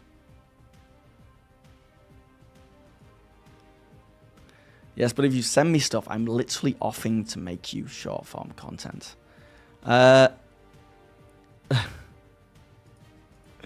Look, Cool Cylinder, it's more work than you think to... From, like, what should I be sending you? You want me to write short-form content and film short-form content and send you that? Or do you want to just go into my streams and clip me? You know?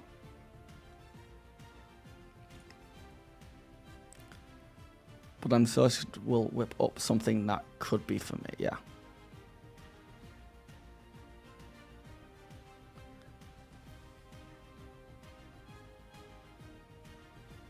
Phil, I need help. You put me in a huge mess.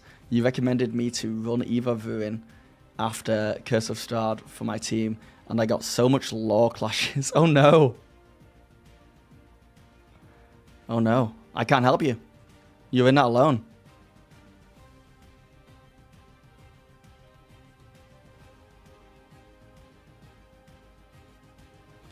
You should make a video explaining how to transition from D&D to Daggerheart.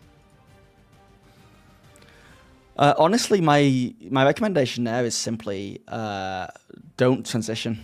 Just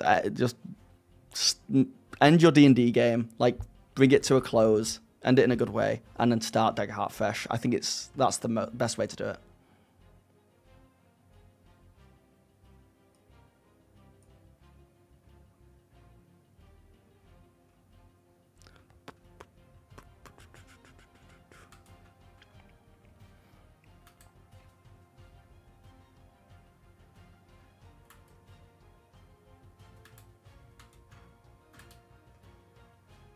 Can repeating. That's what I was just looking. I've not been seeing their chats because chat's been moving fast. I just see the odd one where they're replying to each other. Is everything okay, guys? What's the controversy?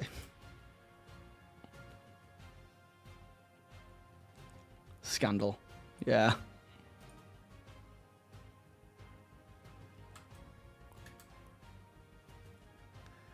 I second that, and that would actually be something I could show my group to pique their interest and maybe convey how easygoing from playing D&D to Daggerheart could be. I have a hard time convincing my group of the spell and ability cards, for example. Okay. Okay. I'll look into it.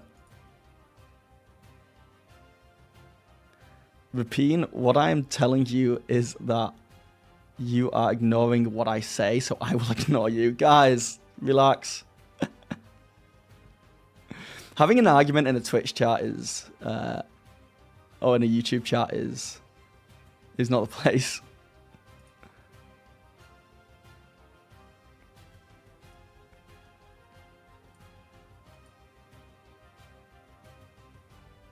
Rapine, just forget me and watch the stream, please. My dad can beat up your dad. Yeah, whoa, whoa, whoa, whoa, whoa. Okay. No need for any dad-on-dad action in here.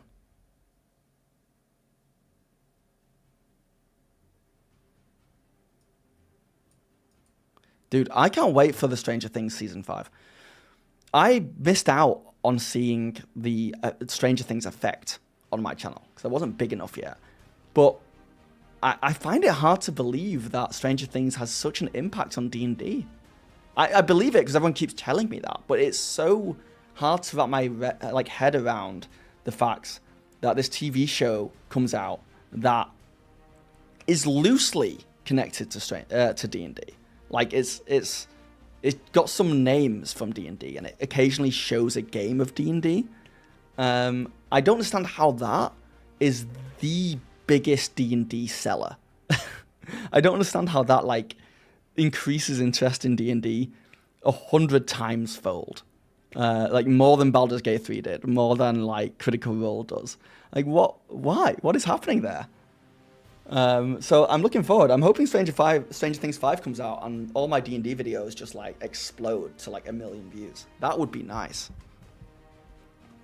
And this is coming from someone who loves Stranger Things. I think Stranger Things is one of the best TV shows potentially ever created. The show is so well made that I will just watch the transitions from scene to scene. Because sometimes they have phenomenal transitions. They have my favorite transition they ever did was Eleven, who is being as a child in a flashback, who is with a father figure, who is a doctor, and the doctor has this really heartwarming moment with her, and then he goes to boop her nose. He goes like this to boop it. It's a cute thing, boop. And as he touches the nose, it cuts to a finger pressing a keypad.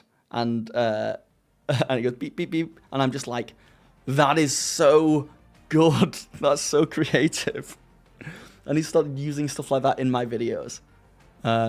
It's so fun.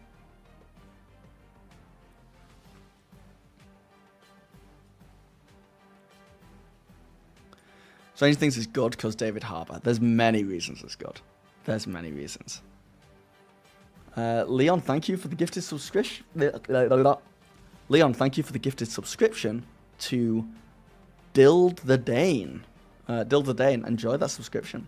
And thank you, Leon.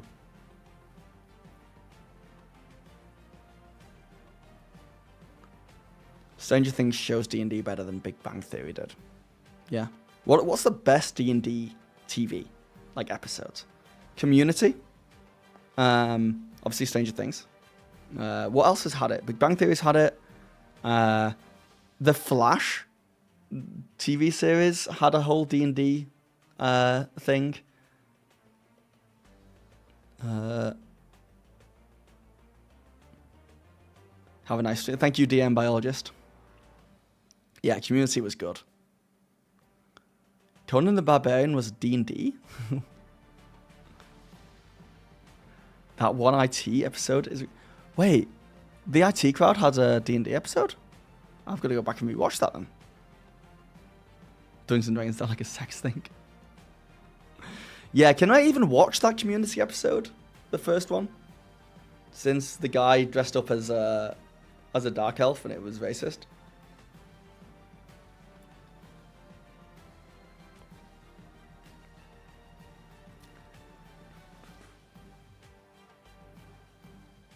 Ghosts. Wait, Ghosts US has a D&D episode? I've only watched Ghosts UK. I kind of stayed away from Ghosts US because I'd already got used to the characters and it was a bit too jarring. Is Ghosts US worth watching? Because Ghosts UK is phenomenal. And in my opinion, most of the time when America remakes UK shows, it's not as good.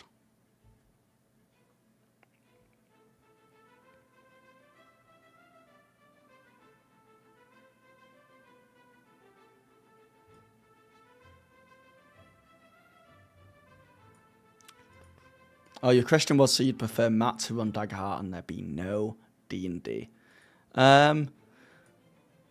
So the question for me is, the answer there is like, I would prefer them only use one system in general. And that's probably that's the most controversial thing. If people wanted to come at me and be like, it's fun that they're using both, it's better for like the overall TTRPG community, but do I really believe that? Is that too... Let me think about that. Because go with me here. I think if they only played one system, it would be better for their channel, and it would be better for the overall audience to get on board with one thing. But maybe I don't believe that. Maybe it's very nice to have a lot of different TTRPGs shown. And maybe it's better for the whole TTRPG industry in general. I don't know. Let me think about that. Maybe I've got a hot take there. Maybe I don't. maybe I don't. So you'd rather them only run Daggerheart and not bring Brennan to run D&D? I think that running two different systems at the same time could be considered unnecessary. And I would rather they brought Brennan on to run a system, and then they just concentrate on that system until like kind of done with that system, and then they go to another one. Is my argument. But I'm really not sold on that, and I think I'm wrong. And I'm waiting for you guys to tell me why I'm wrong.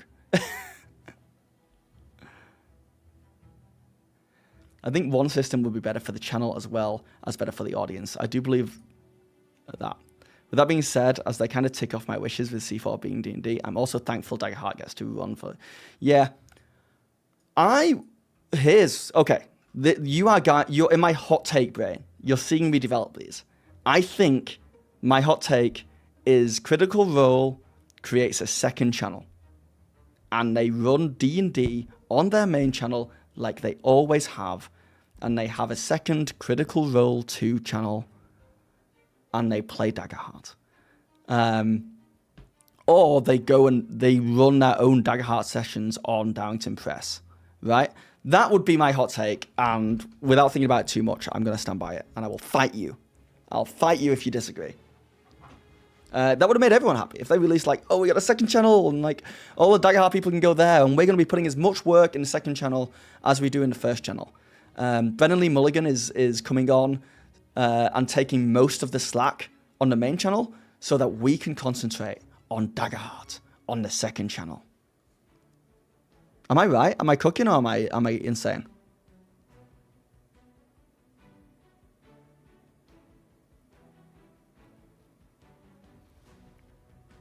And you don't think people would kill them for trying to collect subscription fees on two channels? I knew someone would be throwing stuff at me. Yeah.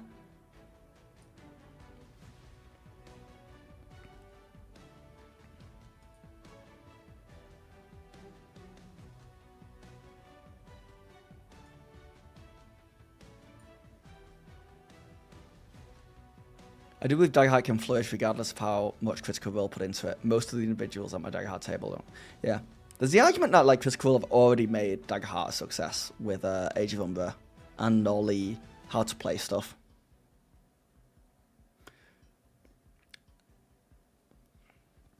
Bonus reaction, I'm a lover, not a fighter. Fair.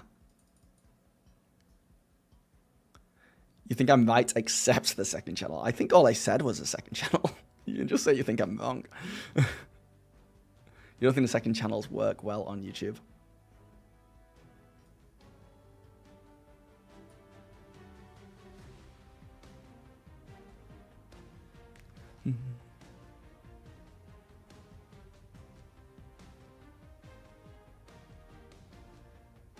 I think you are quite off base. The idea is for people to play more than one system. Be interested in more than one. Is that the idea, Jimmy? Thank you for letting me know that was the idea. I didn't realize that was the idea. You're right, I was wrong.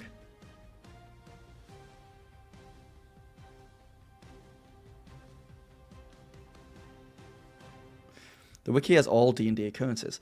The IT crowd in the 4th series episode titled Jennifer. Ooh. Is that a D&D wiki, Armory? Or is that the IT crowd wiki?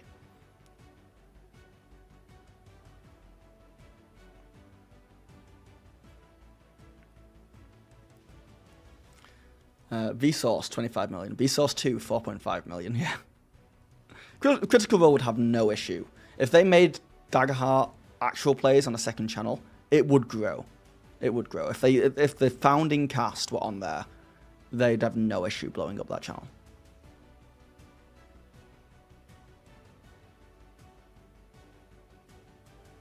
Does Critical Role charge subscription fees? They put most of their stuff out for free. All our main stuff is out for free. I don't think they've ever taken anything that they were putting out for free and put it behind a paywall, but they have been known to create special content for people outside of what they normally put out and put that behind a paywall. They have a subscription service called Beacon, which is like their version of Dropout, where there's a bunch of other creators that make stuff on there. They put a lot of secondary content up on there, and then you can subscribe to them, and they do ask for subscriptions on like channel memberships and on Twitch. So it doesn't require a subscription fee, but I think if you wanted to be a full Critical Role fan who watches everything they put out, you do need to subscribe.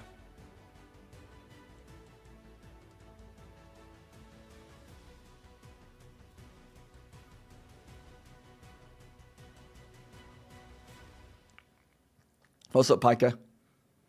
Bullet points of today's chat so far. We've kind of just gone through the motions. I don't think there's been any kind of sanity to it. Cat the Mao, hello. It's my wife all.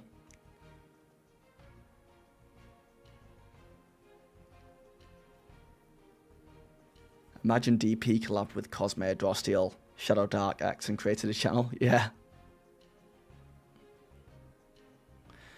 Jimmy, Bones Reaction, many people say that people who only play D&D need to branch out and play other games. By extension, people shouldn't play just one system. Many people say so? So what? So what? Many people say something. I just want Critical Role World and the rides will not be on D&D or Daggerheart.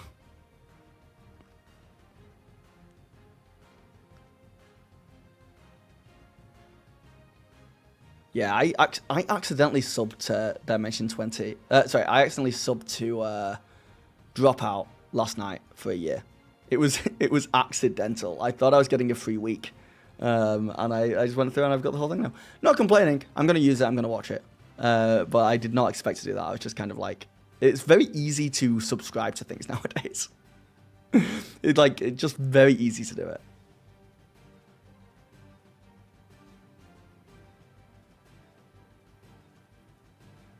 Dropout is worth it. Dropout, I just wish they made more content for it. The content they're making is so good, but I often go on there and like it'll be 2 weeks before anything like big is dropped. It's worth it if you are really into all their stuff. Like, but if you just want to watch it for like Game Changer and Dimension 20 and Smarty Pants,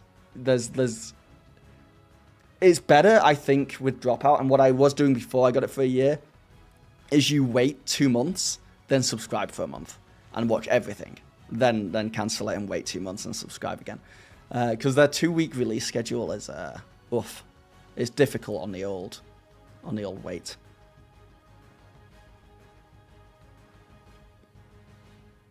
I watched Unsleeping City. I watched Fantasy High. I've not watched A Star Trek Odyssey, though I've watched a lot of clips of it. They are very, very good. Yeah. For me, I think Game Changer is the best. Game Changer and Make Some Noise, which I think is kind of the same show, is my favorite thing about Dropout.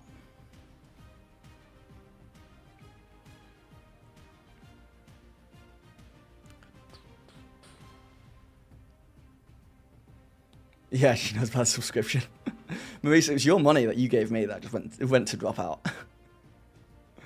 Every Twitch Prime sub I get, or channel membership, just goes back into the Critical Role /D&D/dropout ecosystem.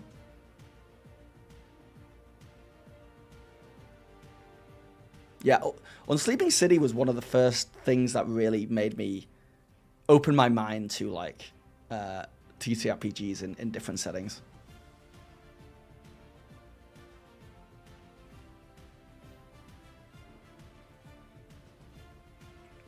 Yeah, D20 is like, it's definitely a comedy, right? It's like improv comedians playing D&D, but they do explore a lot of like, it's like a dramedy, I think. It's like a drama comedy.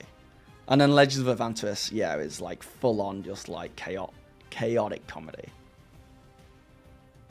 They need to get Brain Brady back on there, yes.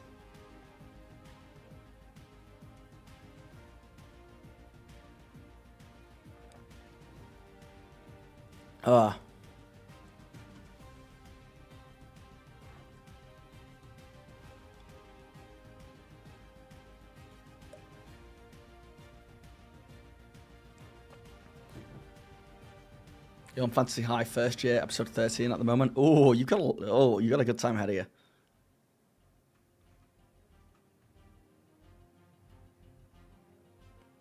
God, we do worry about Phil overheating in that room and making rash decisions. Yeah.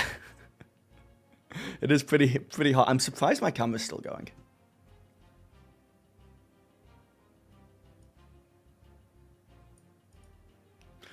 J9U, the Critical Role channel will only play D&D sessions, while Darrington Press will only play Daggerheart sessions.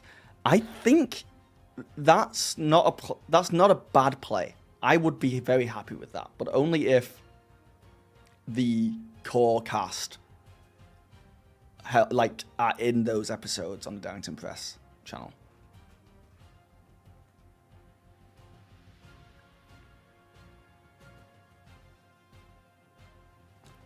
Do you think that Brennan Lee Mulligan will bring that comedy to Critical Role? Or is that... I think the Brennan Lee Mulligan we're going to get... Brennan Lee Mulligan has DM'd for Critical Role multiple times. So I think we're just going to get that. We're going to get how he was in Calamity or Divergence. Was that the other one? Maybe a lighter-hearted version, because those were quite dark settings. But yeah, I think we're just going to get more of that. Downfall. Yes, Downfall is the other one. We're going to get EXU or Calamity, Brennan. Get a fan to blow on the camera. Get a fan to blow on the fan. I did see that and I ignored it in chat because I was like, I don't know what he means.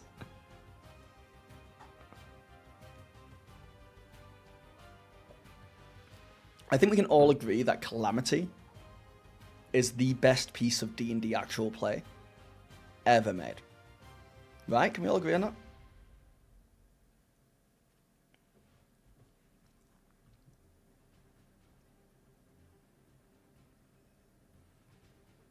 So that's why I'm excited to see Brennan.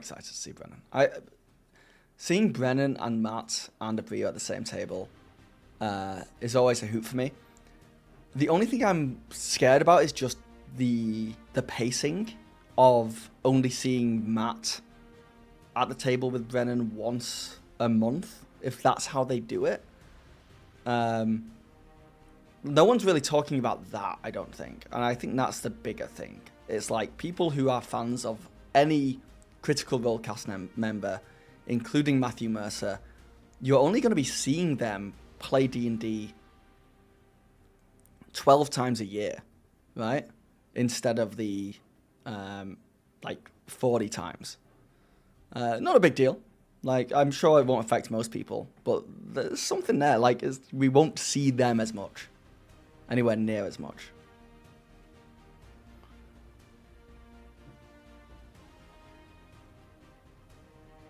I wonder what happens to his own projects, like Worlds Beyond Number. He's switching up DMing, that right? Yeah, I think is he handing the DM reins over to Abria for that? Is that how that was happening?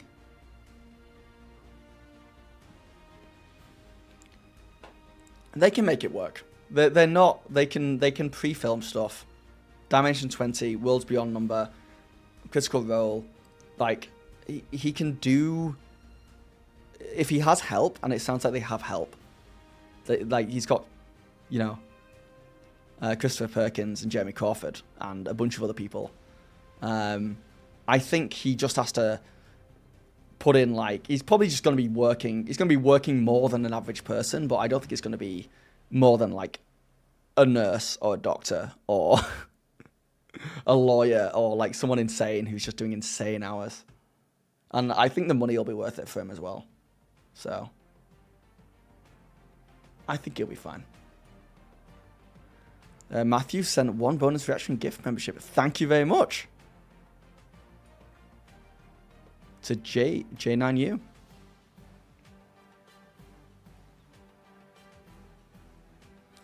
Why is it so bad that Critical Role will use D&D and not Daggerheart?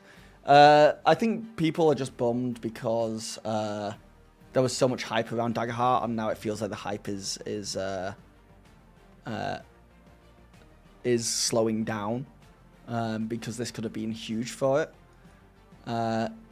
It's so hard to have a successful TTRPG. It's damn nigh impossible. Like to bring out a TTRPG and it become, let's call it like the big three, with D&D and Pathfinder and, I don't know, Call of Cthulhu. To have something come out and be up there with any of those is unheard of. So if you were like a Daggerheart fan, and obviously you'd want Daggerheart to succeed, and it could still succeed. I think it still will. But I do believe that Critical Role going with Daggerheart would have... Forget D&D. Forget D&D completely. Like, take out the equation. Could have been anything. It's not like Daggerheart versus D&D. It's just Daggerheart becoming a mainstay household name. I think it would have been solidified if Critical Role had chosen it as their main campaign. I don't think it's going to affect anything negatively. I think they're still going to be playing it. I think it's still going to blow up. I think there's going to be Age of Umber campaigns. I think Downs Press is going to push it still. But I think the initial reaction when people hadn't thought about it fully yet was that level of like, oh, okay. So Daggerheart's not going to be as big as I originally thought. And so what? It shouldn't affect your fun and whether you enjoy the game or not, but it is what it is.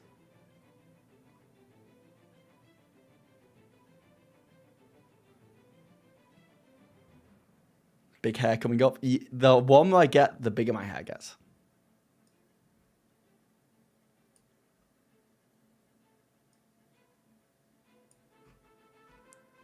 I think Brennan is a very good DM.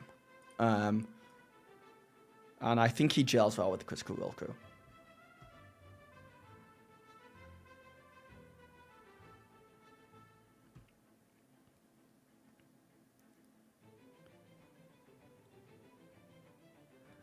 Void mentioning Palladium.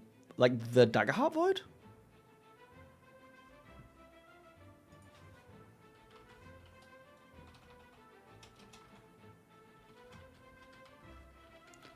Yeah. And also, I think people are kind of talking like, oh yeah, no, this was always going to happen. Other people are bummed. There's no way that like Critical Role didn't release this and like have their teeth clenched, unsure on the reaction. Like, there's no way that they were just like dropping it and being confident. They must have been like, oh, I hope this goes down well.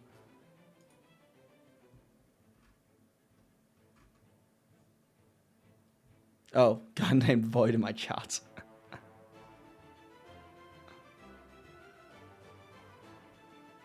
More interested in the Sam Brennan dynamic than the Matthew Brennan dynamic. Yeah. What about the Brennan-Laura dynamic? Have they played together? They have, right? They were... Downfall?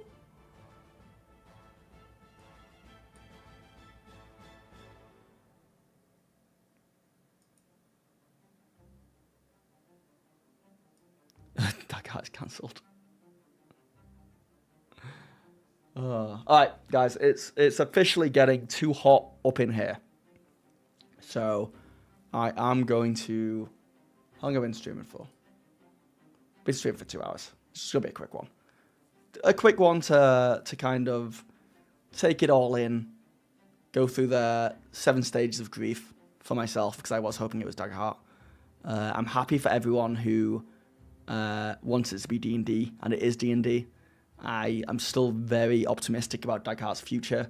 I hope everything succeeds. I hope everyone succeeds. I hope all of you succeed. And I hope we all continue to have fun playing the games we enjoy playing. When it gets hot in here, Phil, you take off all your clothes. No, okay, different thing. Maybe an OnlyFans could be good, but it's for another time. Thanks for being happy for us. Sorry, in your case, it wasn't Daggerheart, but I'm sure Daggerheart will continue to thrive. Yeah. Yeah, guys, I will catch you all later. Only Phil's.